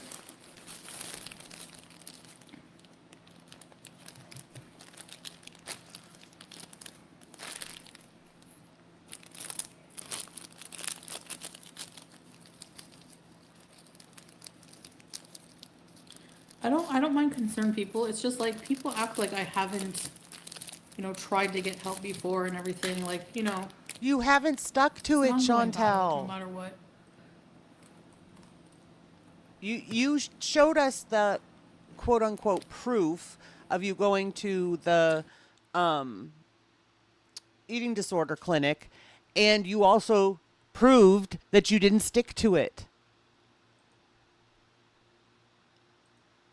Oh, I'm glad for you, Lisa. So is awesome too. Flour, Swedish. Texas Chainsaw Massacre old meat. I want to get it. We'll get it. Remind us when we get back.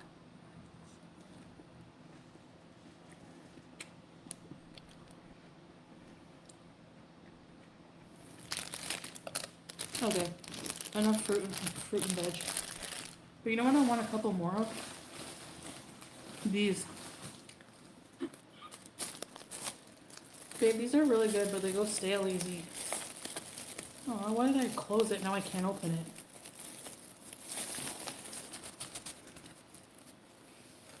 it.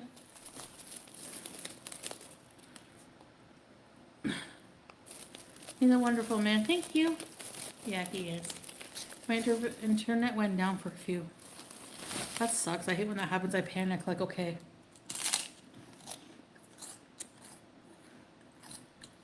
I give my internet exactly 1 hour to fix itself, or else I go nuts. I hate when she laughs. Welcome like back, that. golden girl. Do you have any cute friends?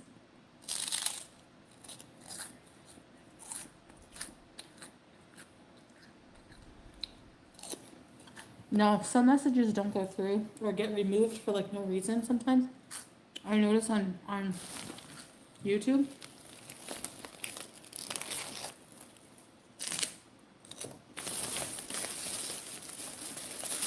These are addictive. Put them away. Horror Game October. Hi, Bam! How are you? How are your travels? Okay. This is a corn stick. It tastes like buttered popcorn. It's made from corn, like corn puff.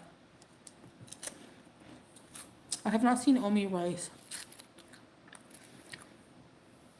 Is the omelet liquidy? I got addicted to exercise until I Are you started worried at all about having the new YouTube heart attacks in the gym. Then I had to stop. Heart attacks in the gym? How many rules? heart No. attacks? Jeesh. Because they mean, like, I watched the update today.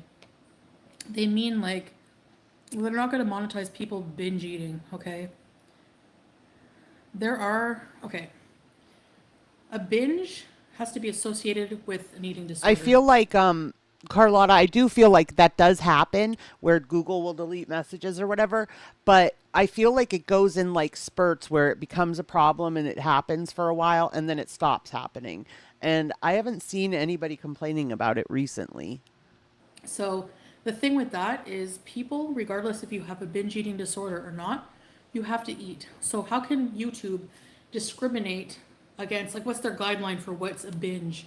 You know, I think they mean if someone comes on and is like counting calories, if someone's coming on and like restricting calories, if someone's coming on and being like, okay, this is a binge and eats like 20 chocolate bars in a row, you know, if somebody names it a food challenge though, because there's no disordered association with food to it, so it's not the same. I don't know what they're going to do about food challenges, but for me, like you'll see in my video I'm going to upload, I had a meal, you know, even my pizza was like this big. Most of the food I eat is not even that big, and it's not a binge. Oh my gosh. Whatever. All of binging is done in secret, like away from everybody. I'm sure that's probably true, but I think there's something about Chantel that, like, she likes to share it. And I'm so sick and tired of her saying that people are fat phobic and, you know, body shame her and blah, blah, blah. She does that to herself. That's basically what her whole channel is about. Her channel is about her weight. She exploits it herself. It's a mental whether it's health. about her weight, her trying to get on a health journey, or whether it's about her weight because she's eating nonstop on camera. Disease. It's not just overeating. That's the difference, and that's what they have to differentiate. Oh, I'm so between sorry, those Bean. videos. But by the way, I wanted to say that about. I saw a TikTok like this. This disturbs me. It disturbs me. Yeah, I have an eating disorder, Danny Howlett, but I still have a right to eat, right? So how is YouTube going to watch me doing a mukbang of a totally normal portion or maybe a larger than normal portion and say that's a binge? So because I have binge eating disorder, I'm not allowed to eat on camera at all. Same thing with Eugenia Cooney, okay? She's like at the other end of the spectrum of eating disorder. She's anorexic. I saw the most disturbing, I hate seeing these on TikTok of a person who had an account on TikTok coming for Eugenia, like wanting to deplatform her. And she was like really disgusting about it, like saying, don't worry, her problem, like she should be off of YouTube, you know, she should be off of TikTok, she should be deplatformed. Okay, here is where my problem lies with Eugenia Cooney. My problem lies in the fact that her and her family do not admit that she has an eating disorder. So to me, you come on a public platform like this, and clearly you can see that she has an eating disorder. Clearly you can see she is not healthy. And when you come on here and you deny that anything's wrong with you, yeah, I think that sends a really, really bad message to kids, to girls in particular. She's glorifying, her reasoning was she's glorifying her eating addiction, her eating disorder. One, no, she doesn't. Because she literally, people have had to pull teeth, literally, to get her to acknowledge a little bit that she has an eating disorder. Exactly. Yeah, Naomi. Like, there's people who eat way more than I do. I eat my meal, that's it. You know, I still have to eat, you know? Danny Howlett, how are you to determine what my personal binge is? Just because you say it's a binge doesn't mean it's a binge. So the same logic. Actually, I know myself a lot more. I live with my eating disorder. You don't. You know, actually saying that I'm eating like a personal sized pizza is a binge. No, binging is not just how much That you was eat. not. That's not Oh my only what a word! binge is. A personal size pizza is like what? 4 inches? That was a medium pizza, and that was a stuffed crust pizza. That was way a lot for one person. Is when it comes to binge eating disorder. And a binge is a lot more food than what I eat. A lot more. It's about how you feel about what you're doing. You're on autopilot, you feel bad, you feel all of these emotions, like there's all this psychological part to it. It's just more than overeating, you know? Everyone has different size meals. Maybe I didn't eat at all that day and I'm eating a lot now and I won't eat later. How can YouTube determine that? If you come on though and say, okay, I'm going to show you guys a binge, then they won't monetize that, sure. I don't have a full table of food yet. So, okay, what is deplatforming going to do for Eugenia? Is that going to get her to stop? Is that going to get her to stop? Are you going to cure her eating disorder by deplatforming her? No, But that's see, discrimination. no, against that's people. one of those that's one of the times, Chantel, where you have to put the well-being of many over top of the well-being of one. I mean, I don't know how else to say it, but it's true. Like that is affecting tons of teenage girls, I promise you. People with eating disorders have a right to a platform, you know? And she's not, Right, she doesn't grateful. encourage it. Like she does, you know, clothing hauls, but I mean, she's not saying, look at me, you should not eat, she's not promoting anything. You know, she actually keeps her eating disorder, Eugenia does, very, very, very private. You know what I mean? Because she doesn't admit she has one, Chantel. So therefore, she's parading around YouTube. I don't want to be mean to the girl. I don't have any issues with Eugenia. I think she's a really sweet girl, but I think she's in denial, and I think her family is too. And I think she is extremely unhealthy and parading around in skimpy clothing on YouTube for teenage girls that already are, you know, being shamed by society and everything else. Yeah, I think that's an issue. I'm always here for support you and standing at your side any pressure. You are the most kindest woman I've ever seen. So simply, I love you. Aww. I get really red. Look at. Thanks, babe. You are the kindest man too, and you really changed my life. Helped me become a better person. I love you. Why would someone admit that they're binging? To create awareness about the disorder in general. So what people want to do instead of helping people with create awareness on it, is they want to ostracize those people. They want to put those people away. You know, like Eugenia's. Do any of you watch Charlotte on the Web? Like 2 weeks ago, she covers MGL Jr. and then she covers true crime, and about 2.5 weeks ago, her channel got terminated, and nobody could understand why. I mean, out of that community, she is definitely, for one, she's one that I like the most, but she also, you can tell that she has a conscience. She has morals and values. You know, you can tell the way she, you know, the way she runs her channel, the way she speaks to people. No one could figure out why. They all thought it had something to do with Michelle. She did every appeal and like she, you know, didn't slack on anything trying to appeal that. She did absolutely everything she could. And she got an email yesterday saying her channel is gone for good. She's influencing young people. Well, you know what? That's the parents' responsibility to not let their kids watch anything. Or instead of that, why not just teach them about it and, you know, why it's dangerous, blah, blah, blah. Why not just have that conversation with your kids instead of putting the onus on the influencer who... Okay, this is where... Just because you have a YouTube channel doesn't mean you are an influencer.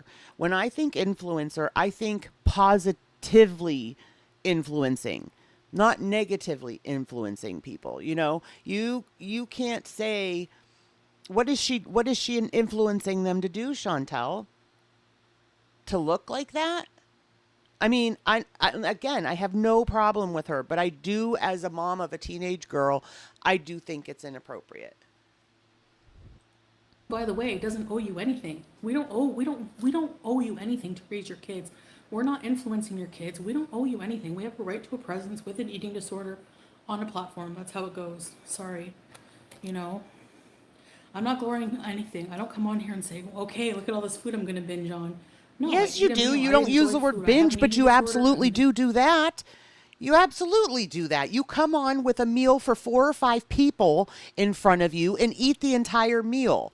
So you don't come on and tell us you're binging, because you like to keep that like, oh, that's personal. I only do that off camera. Well, okay, if you only do it off camera, fine, Chantel. But what you eat on camera is still massive, and it would be a binge for any one of us. Addiction to food, but at the same time, I have to eat. Hi, Jericho. You can't avoid it. That's why it's so hard. You can't avoid it like you can avoid beer, cocaine. You can avoid those things.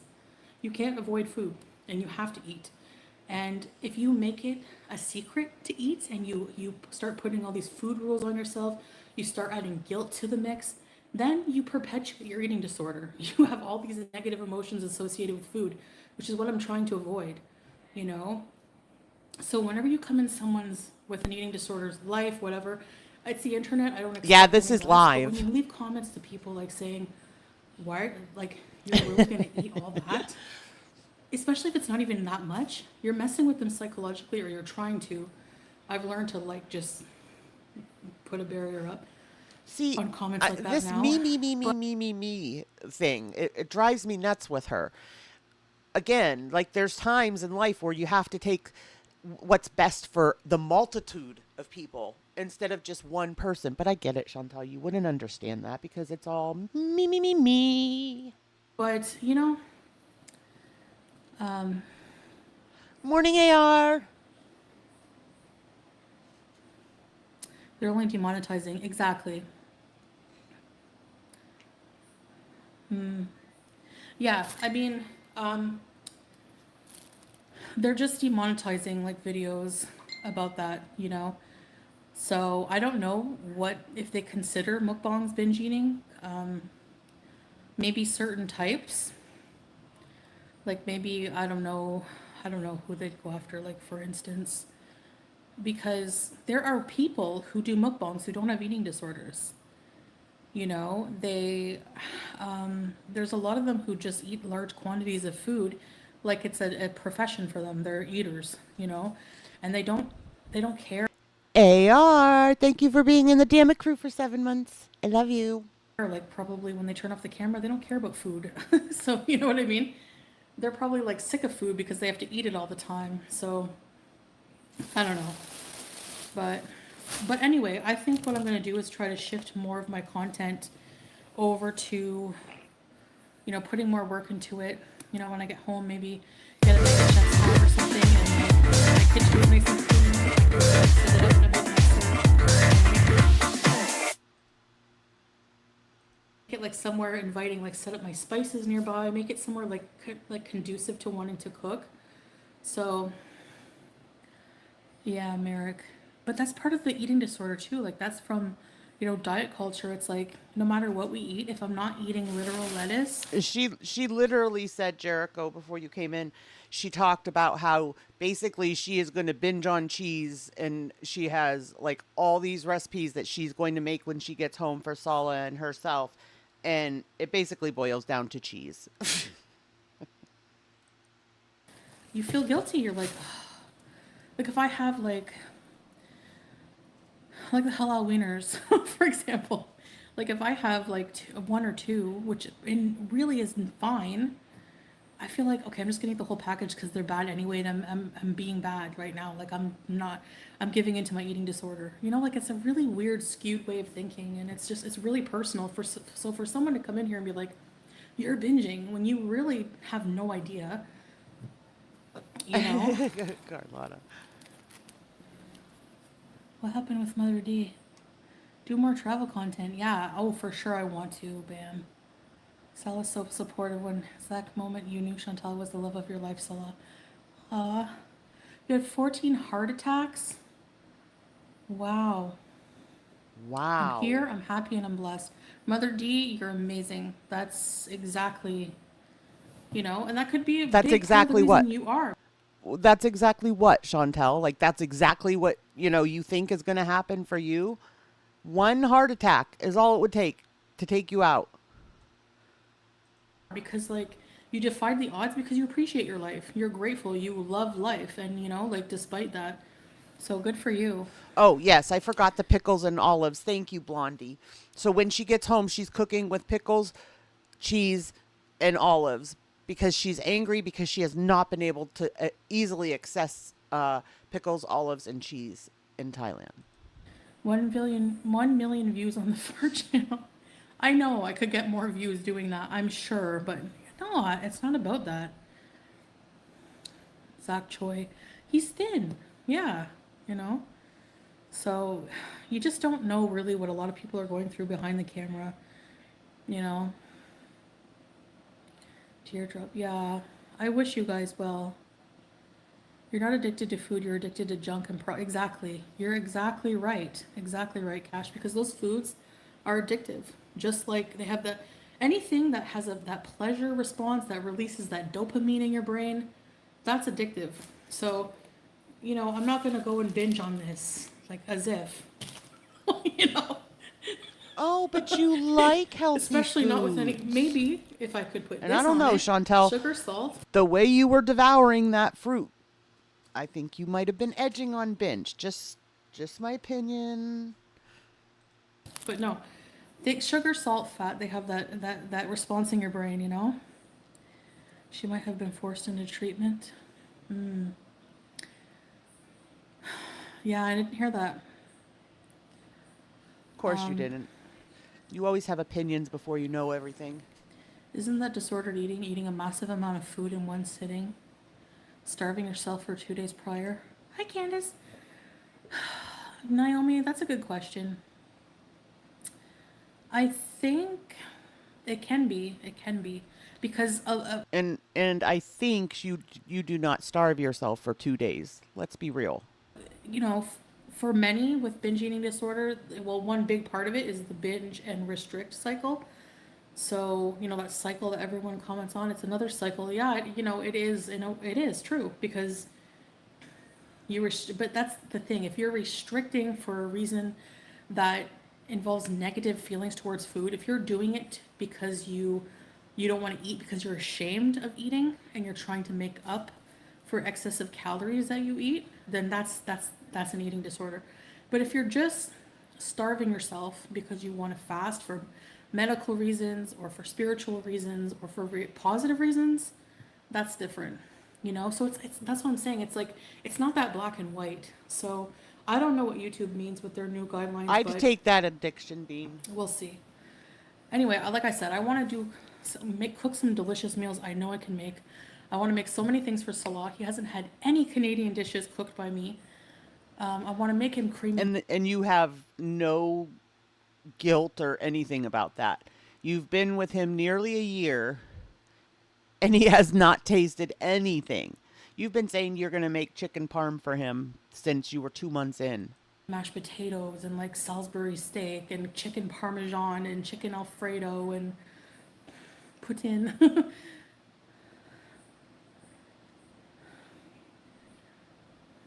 Oh, had a massive heart attack at 58. She didn't make it. Oh, I'm sorry for your loss, Teardrop. I should make a great cake and gravy in her honor.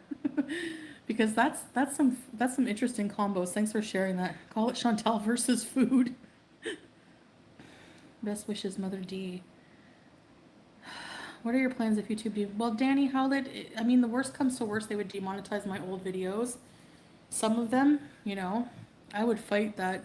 A lot of them are not related to binge eating disorder. It's just eating and mukbang, Mukbang is not synonymous with eating disorder. So, but going forward, I plan on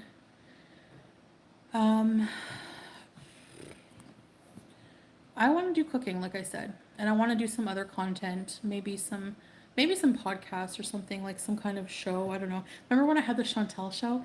That will take like a lot of work, and it's a hobby. It keeps my mind busy. It's something I like to do. What kind of cheese is used and put in? Okay, I'm glad you asked.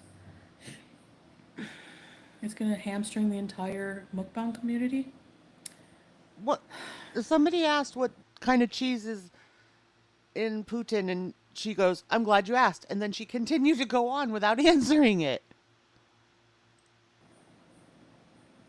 I think I really want to start looking into other platforms and branching out because YouTube is very strange with their terms and conditions, like, They or are. their terms and I do conditions, agree with whatever. her.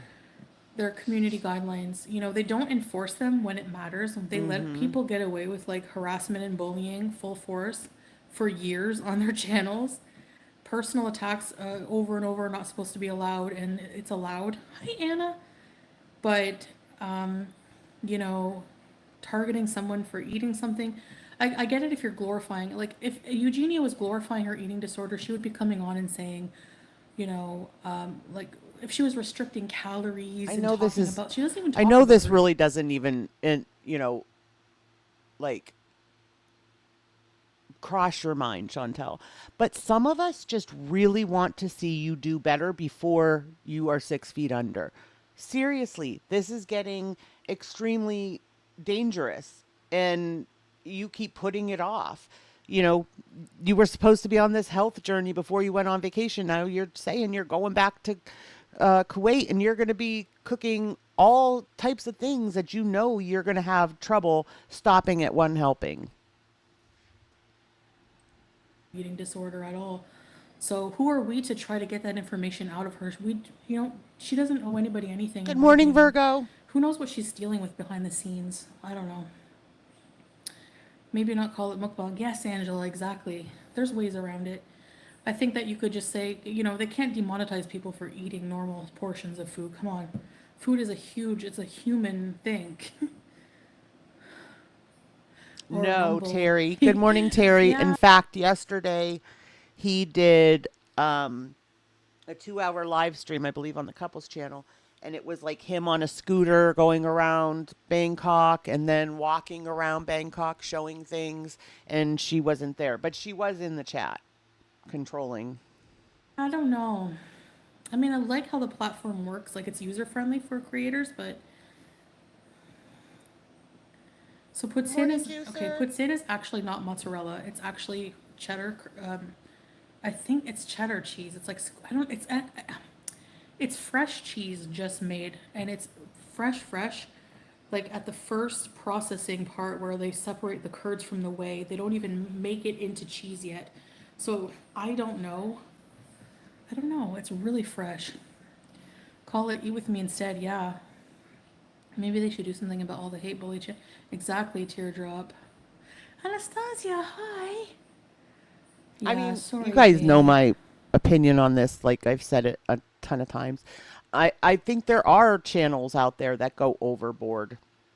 When I started, and I've only been doing this 2 years, but when I started, it was don't tip the cow was, that was the rule. You don't tip the cow. And now there's a lot of cow tipping going on. And for some reason, certain creators are justifying it. Like it's okay. I don't get it. The candle of the life, exactly. Aw. Yeah. I'm here to take care of you, babe. Don't worry. It sucks that horrible people are finding success on YouTube. You know what? Creepy, exactly. But that's the whole world.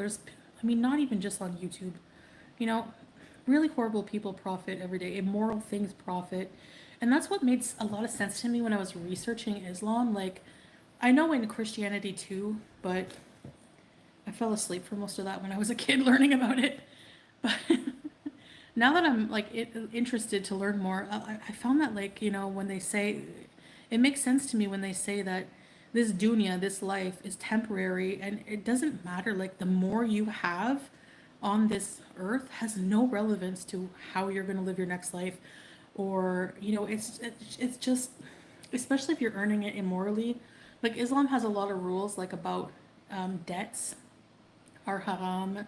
And I know what you're thinking, but I, like, just because I'm in another country, trust me, my problems follow me, and I'm actually, mashallah, dealing with them, paying them down, and I really want a clean slate and learn from Right? this, Bean, you know, neither would and clean up natter. my act that way, because financially, like, as a Muslim, like, you're not supposed to, like, profit off of interest. You're not supposed to get things with interest. Like, it's a really, and it makes sense because it's not good for you. Like, uh, I don't know. I know people sometimes have to, but I would say what I'm learning is just downgrade your life if you have to. Live within your means is one of the most important things.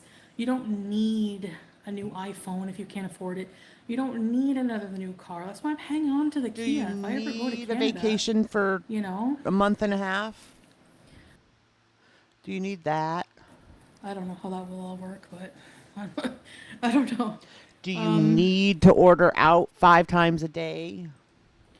You know what I mean? Like, I'm not going to go buy a new fancy car when I have one that works, that kind of thing. Squeak, squeak, Well, you shouldn't cheese. be going and ordering your meals every day, all day long, when you have a kitchen that works. It's prayer 5 times a day, LGBTV. That's why we follow Hinduism, a lot of same beliefs. Yeah, a lot of them too. And Christianity, a lot of them have similar, because these are rules that are not just like obey me, I'm God kind of thing. It's like actually like good for us as humans. Does that apply to homes as well though? I think so, yeah. I think so, but I'm not sure. Any kind of interest in, like, the banks are more at fault though. Like, they're, you know, super rich, or because they profit off of people. You know what I mean? Like, in an immoral way. I'm not gonna buy a farm because, like, did you put me in cat form? Excuse me. Can't loan the money no longer. Well, that's not true. You can always get a loan.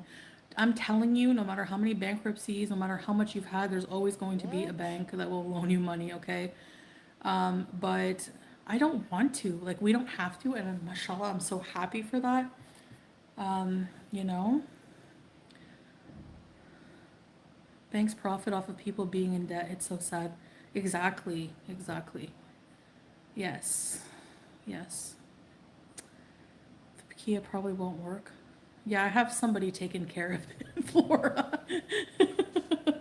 I got some peeps in Canada. I'm not gonna say I don't miss Canada. Obviously, I do. Some parts of it for sure. Definitely my family. I miss them a lot. I would love to be able to, like, I don't even like hugging, but I would love to hug them. Yeah, big hugs, teardrop. You're an amazing person. You're always positive. I love it. Pete's let a family of possums move into the Kia. I would love that. I would be like, here, Her possum. first bankruptcy was forgiven, call and the her big second one does not Bitey. include her taxes. It may not be pushed out. I will never own an iPhone if I can't afford Oh, iPhone. yeah, it's probably like, Really? that's like what I was saying, Carlotta, when I had originally changed the name of the channel, because the only thing I could figure out that was getting me limited on every video was the word damn it. Because when they first put out the list of words, damn it was on there, then they took damn it off. So it shouldn't, have bothered that at all. But yeah, that's probably what it means. Like, if there's if you have B's like in your title or in your tags or anything, it probably like tells them, be aware or whatever. Mary? What Creepy said, look at God, he's profiting off of you and your struggles after her mom.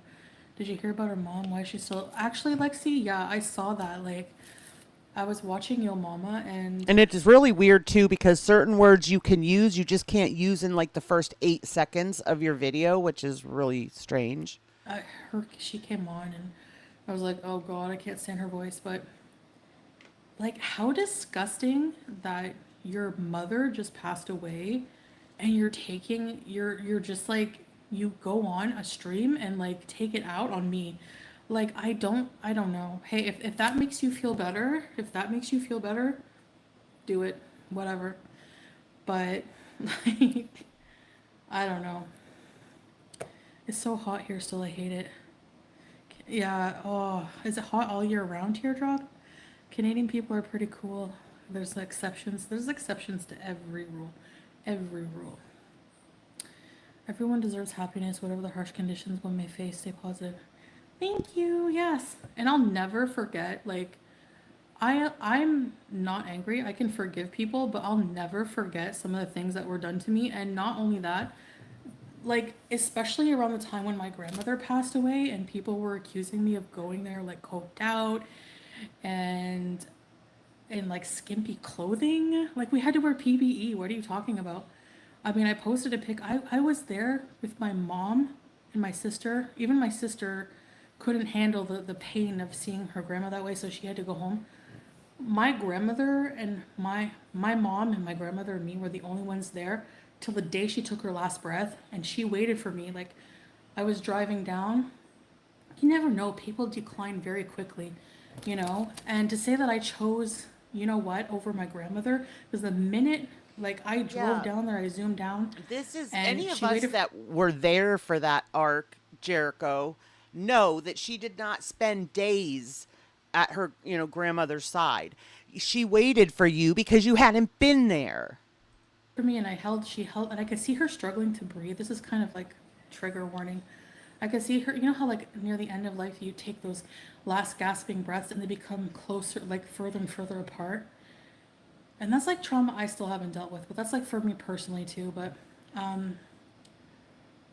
held her hand and I was like, it was weird because I was thinking things like really looking, I still can see her hand, like because I like etched it in my mind.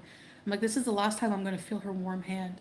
And then I said, it's okay. Like, I think she was waiting because like she kept breathing and it was like, it looked agonizing, you know? And so I was like, it's okay. Like, you can go. And then she immediately, she like just passed away, you know? Really, Teardrop, it's so sad. Like, I don't even want to think about it.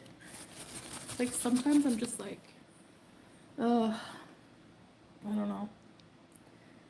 So that, like, really honestly hurt so bad to hear people, like, I'll admit it, I don't care. Like, it hurt to see people spreading those rumors about me that I didn't love my grandmother, that I was a disgusting grandchild because I was coked out and arrived skimpy and strung out. Never happened. I would never do that. People don't know me. Thanks, Creepy. We were so close. I did so much for her. And Bean. what? Not just that. What did she? Oh, she just said she did so much for her. Maybe pre-YouTube, because we never saw it on YouTube, never heard about it on YouTube, and you told everything, Chantel, everything.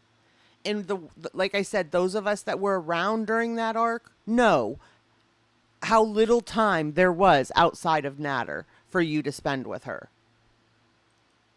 But I was like, we were so close. Like, she was like my second mom, you know? Until Natter. Just rumors, I know. But it still hurts to see when you're grieving, you know, and people are attacking you, and I don't know. Twice divorced. Good afternoon to everyone. Did you try durian again? Not again, twice divorced. I'm afraid to... It's what she always does, Juicer, right? She retells the story the way she wants us to remember it. Bring it in the hotel, that's why. But I want to try. Thank you for the super chat, you know? And people, the same people who attacked me for going online to cope with, you know, my hug box, having my beezers around, are the same people praising, you know, a certain reactor for going online for, you know, and not only that, but she went online to react to me and attack me. Like, I at least went online and just wanted to talk to you guys after everything that happened, you know? Thanks, babe. I love you. Thank you, guys. I don't know. I can't help it. Like, when I think about it, I try not to. I just bottle it, because if I really think about it, I don't want to feel the pain. And like, it's so unbelievable to me that somebody that's like was so like alive in your life is just gone forever. You know? Hi, Joyce. Thanks, Ellen. Lexi. Yeah, Freya. People are awful about judging how others deal with loss. My theory is those people haven't. Yeah, it's really shocking when it happens, like, you know. But I would think about that all the time. Like, when I would go and get groceries for her, and I would, think, this is one day. It's not I gonna. I'm not gonna be totally doing agree, this. I'm not gonna be going to Jericho. Cane's. No matter how many I times she told you tries to about tell us she's Cane's, my happy. grandmother's favorite grocery store. She would always give me the same. I think I have one of her lists. Actually, I have her notebook. Thank you, Teardrop. I would hug you guys too.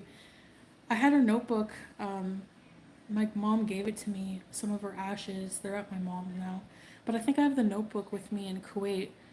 And it's really sad because it started off with like a bunch of like TV shows she wanted to watch, like Young and the Restless and all that. Then near the end, it was like weird, disconnected, random thoughts, like paranoia. And I think she was like starting to get dementia. And She almost said yeah, like I demented. would always go every week to get her groceries. And like for years, she was going to this grocery store. And it changed. It was like independent grocer, and then it was like it was something else independent, and then it was like Cane's, and now it's something else. I don't know. And she's just always called it Cane's. Hi, hon. Hi, Ellie. Those I can't love you. Know that what kind of person you are, and just focus on the memories you have with her. No one can ever take that from you. So true, Ellie. Thank you. Thank you so much. And thanks for being here. The moments before death are really sacred. It makes you wonder, like, did she hear me? Like, was she, what even makes me dread even more thinking that she did, was that those agonizing moments, like, they must have been agonizing for her, not being able to breathe. Because she was always so claustrophobic, so not breathing was something that she was always so afraid of, you know? My grandmother had very bad mental illness. So many disgusting people get their karma. Yeah, true. That's the thing, and I don't mean that in like a bad way, but I think people just, Jana, listen, people so worried about me not going back to Kuwait, whatever, there's so many other countries to live in if we had to. I'm not worried about that. But no, that's not the case. But anyway. When she was like 50, she was walking to work. She worked at Loeb's IGA. She told me that the produce guy used to make lewd comments about her while he was stacking the cucumbers. I remember those days Chantal used to do a lot for her, and they can hear you at the end. Really? Hearing is the last to leave you. Oh my God. Yeah, Freya, for sure. I'm sorry for everyone who's lost somebody special in your life. You know, that's the thing. We're mortal creatures. It's a Shakespearean tragedy. No, I'm kidding. So that's why it's important, I think, to just be a good person. I'm really trying to just focus on that and be grateful because, I believe now that this is just one phase of creation, that there has to be more. And anyway, she was walking to work one day and she just passed out. And she had pericarditis, and she was diagnosed with, at that time, pulmonary hypertension. And she, that's why I want to get tested for that, because it's genetic, and hers was idiopathic. And I have a lot of risk factors that increase that. She knew you were there. She waited for you. Yeah. Yeah. It's hard to lose your mom. Yeah, I'm not like, I'm sorry that she lost her mom. I'm just like, that comment was more directed to like, you lost your mom, like, and you're gonna like hate on me, like what the heck? Take as long as you need to grieve. Yeah, I'm sorry for your loss, Ellie, and you too, Freya, and everybody. But anyway, but at the time she was given 2 years to live. But since then she was given life-saving medication. Like, they had a trial out. This medication was like $4,000 a month. So I'm like, really, one thing I'm thankful for, even though our healthcare system is not perfect in Canada, it's really, she was getting that medication paid for. So that saved her life. That gave her an extra almost 30 years on her life. So she just said, she was so devastated. She thought she was going to die. And ever since then, she entered a big depression and just never recovered from it. And she just kind of became secluded. And, yeah. We know too many in this community are disgusting and miserable and jealous from the successful queen should marry him. How does she always have glitter on her eyes when there's not glitter? She doesn't have eyeshadow on. Thank you, babe. He's very protective, you know. My uncle's funeral. Kick is nice, Jericho. Like, it's very, very lax. You can get monetized really quickly there. I think you only have to have like 75 subscribers. And I'm not positive, but I had heard that you get paid per stream at the end of your stream. But I don't quote me on that, because it could have been something that they did at the very beginning and they don't do now or whatever. I don't know, because I can't seem to get people to switch over to Kick, or, you know, to use Kick. So my subscriber count isn't up enough on there. Funeral, Vanessa, I'm sorry. It's sad. It's sad. You know. My grandma didn't want a funeral. She absolutely was like, I will come back and haunt you if you give me a funeral. She was so worried. She didn't want people gossiping about her. She was very antisocial. You know, even like people, she lived in like a building where like they had these meetings and everyone was expected to participate in them. You know, like some kind of board member. She was on the board member, and she didn't want to go because she didn't want to talk to people. My grandmother raised me. My grandma wanted to raise me. Oh, I'm sorry, Blacks. It's so sad, yeah. Especially your mom, like Salah said. It's so, you know, losing your parents. I'm giving a huge cyber hug to everyone. For sure. It's so You're hard. welcome. Salah is such a sweet soul. You're truly blessed to have each other. Yeah, thank you, Mary. I know, I feel almost guilty, like. Yeah, I get Almost that, like I don't Blondie. I think a deserve- lot I of feel like I people, don't that's deserve- why too, because like they don't have enough storage to download another streaming app. him a But lot.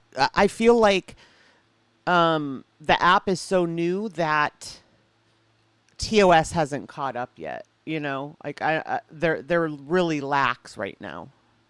But I have to like check myself and be like, you know, this, yeah, for sure. Like, of course I do. YouTube is banning cute comments. YouTube, it's so crazy. The grieving never ends. It's true. It gets easier to deal with when you don't think about it, but it never goes away fully. Pussycat. No, what changes am I gonna make? We'll see. I don't know, Pussycat. I'm in the works of really giving it some thought. Thank you, Fernanda. Everyone will get their karma, Lakina.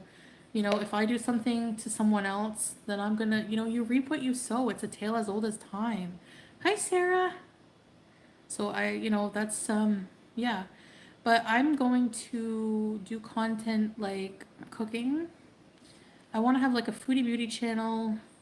I think channels that are really eclectic are like less successful. And I would like to try to like do more like cooking and developing skills like that for myself while doing videos, making really nice recipes like my own way and not just some generic. Like, I'm not gonna lie. I would love it if she went back to cooking. But I still don't think it's gonna be fun like it used to be fun when she cooked. You can't joke about anything anymore. I want to like incorporate my own touch to food and have Salah try a lot of food. Maybe at the end of every video, babe, I can have you come in and try it and be like, you know, give your thoughts. Yeah, teardrop. Big hugs for sure. I would also, I don't know if I want to do this on TikTok. I've been watching for comfort, like a lot of TikTok gamer streams. There's these gamer chicks that, for some reason I like watching the gamer chicks actually more than, like I used to watch like the Rad Brad, but I find like I like the soothing voice like of the gamer chick more. This one, I can't remember her name though. And she does horror streams. She plays random horror games, and to me that's comforting. I like that. So I either want to do it on there or on YouTube. I'm not sure. Can't wait, babe. Yes. I miss cooking. Actually, I never thought I'd say that. So this trip was beneficial in like eating out to death because like, you know what I mean?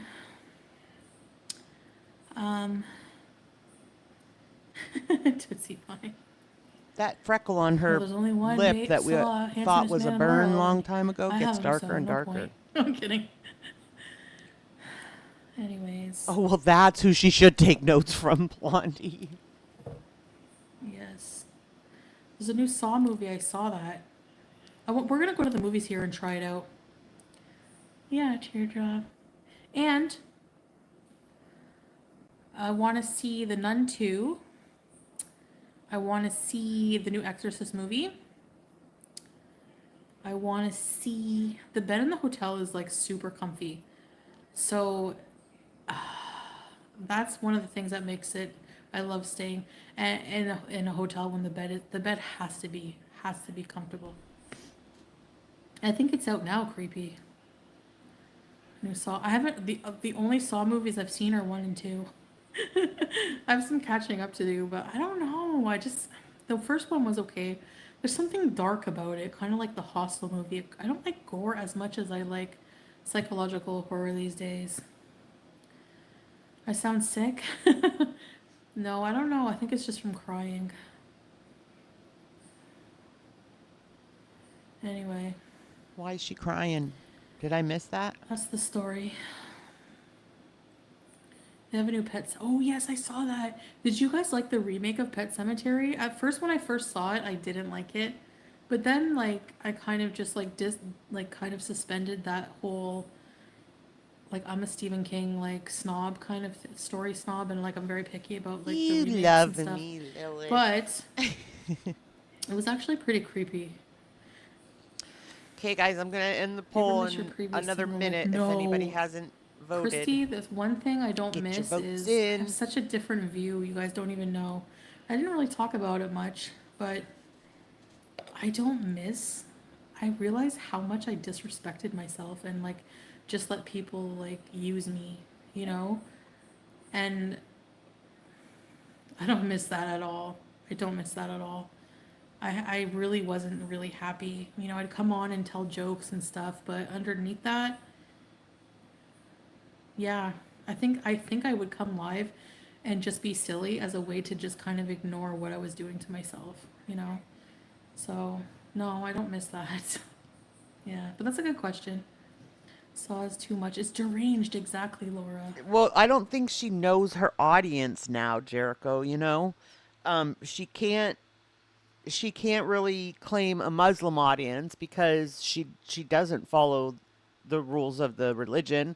So she can't claim that audience. She can't really claim the old audience because they were all there for the quirky side of her and the drama and everything, which isn't there anymore. I don't think she knows who she's targeting. How's my boil? It's gone. It's like healed. There's like a little mark, but I probably didn't even need to get that procedure done because it wasn't as deep as I thought. The whole people here are amazing, kind of respectful, and like the haters community, all of them is homophobic, disrespectful, and nasty. Not gonna lie. Exactly, babe. You're right. Yeah. No, it's true. Like our chats here, our community, we don't really like, unless I'm responding to something, you know. We don't just sit here and talk crap about like a certain person over and over and over. We just don't do it. And I don't know. You do. Yeah, the Stephen King one is so much better, Mary. I agree. I can't stand like any of those videos. Sending hugs. Yes, hugs. Huge hugs. Salah's headaches have been, he's been actually getting dizzy, I noticed, babe. You've been kind of dizzy from the humidity. Yes, Lexi. I am sick of that, yeah. And I do miss my home. I miss Kuwait. I love Kuwait. Like I like it as a country. My personal experience has been great, you know. I miss Shisha. I miss my pets. Are you kidding? I cannot wait They're gonna get it. How can she miss shisha? You mean to tell me they sell laughing gas in balloons on the streets there? Weed is legal there, and you miss shisha? You can't tell me you can't find shisha over there. That's much longer. M. Night Shyamalan, yes. Hi, Siggies and Lollies. I know a lot of people made fun of his movies, but I liked what's the one about the aliens? That one is creepy with Joaquin Phoenix. I used to have like a huge I didn't even like nothing like attraction towards him. I It was just noticed more that just the says movies. subscribe, As an yo, actor, I liked Collie him as an here. actor. Like I liked him in Clay Pigeons. In that what's the movie? Oh, Signs, yes.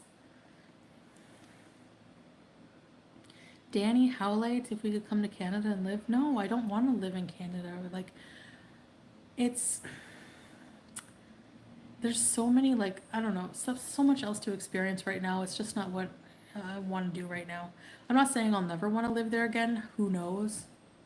Kuwait City has the 4th highest pollution in the world. Do you find it affecting your lungs? Really? I didn't even know that, Bam. I don't notice really, but I don't like when it's been really hot. I don't notice. No, I don't notice that. I want you to No, too, the Carla. humidity does though. I notice that a lot. Right, that's exactly 'Cause Virgo. it's not really humid there most of the time. Visiting Greece? Yum, Christy. I would like. We would love to. And the food, I cannot. I love Greek food.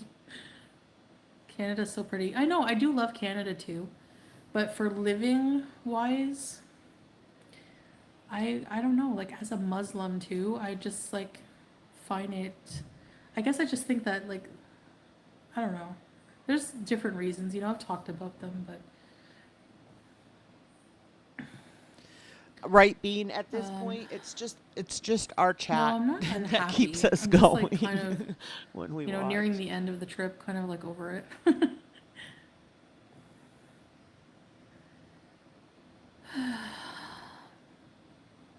I want to see that profile picture closer of me in cat form.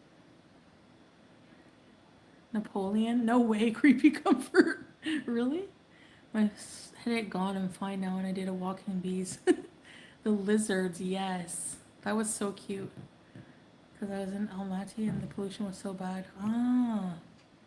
Hey, nothing wrong with Googling and being aware of your surroundings, Bam. That's good. Yeah. Interesting. I wonder why. From the oil fields, you think? Burning? I don't know. Canada seems such a beautiful... It is beautiful, yeah. It is. You have a good quality of life, but things are very expensive, you know? That's the only thing. Like, you know, I don't know. A lot of like Gulf countries, most of the Gulf countries, you don't have to pay tax. There's a lot of countries that are like that. Let's go through the history of Mount leaving. Actually, it's a brand new TV, so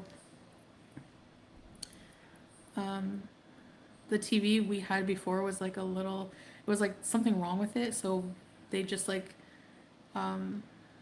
replaced the entire TV like within an hour. They're really good. How much average is a hotel night in Thailand? It really, Bam? Oh no, my phone's at 5%. It really depends. I'm gonna do a video on expenditures and things because I've learned some things. Yes, Freya, I want to travel. Could be the refineries. Okay. Yeah, I swear, Tootsie. Okay, I'm going to get off of here before my... No, it wasn't broken. There was just like a little nuisance with it, Tootsie. We would have been fine with it. We hardly watched the TV, but they offered to just we didn't even ask. They just we had a knock at the door and they brought a whole entire new TV. So. Wow. Yeah, Dawn, that's a good idea. Yeah, for sure. Okay, let's wrap it up. I'll have to work on it. Okay, I love you guys. Thank you for listening. This was a really good chat. This is what I like to do coming live. I like to just talk, you know, and have you guys listen to me and share your experiences. So big hugs for all of you. Hi, Rhonda. Enjoy your work day. I hope no one toots in your cubicle. I'm kidding. Thanks, Rhonda. Thank you. I miss you. Okay, guys. Bye. Thanks, King Beezer. Thanks, moderators. Thanks, everyone. Have a good night.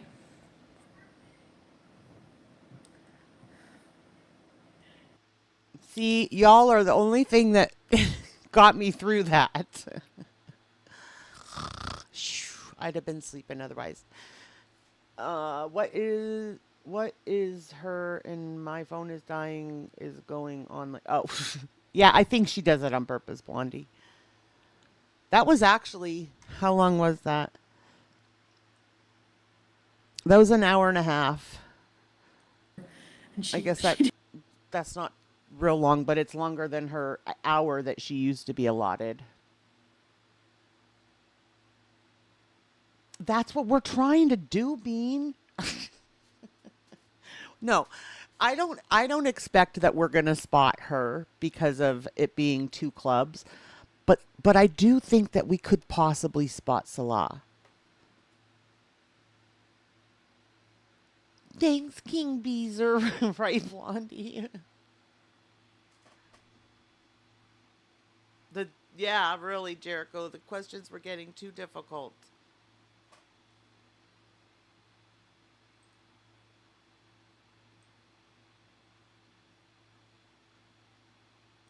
Okay, guys, I think that will be it for me for this afternoon. It's 12:15. Thank you guys for hanging out with me this morning. I really, really, really appreciate you. And I will see you guys next time. Bye. Boop, boop, boop, boop, boop.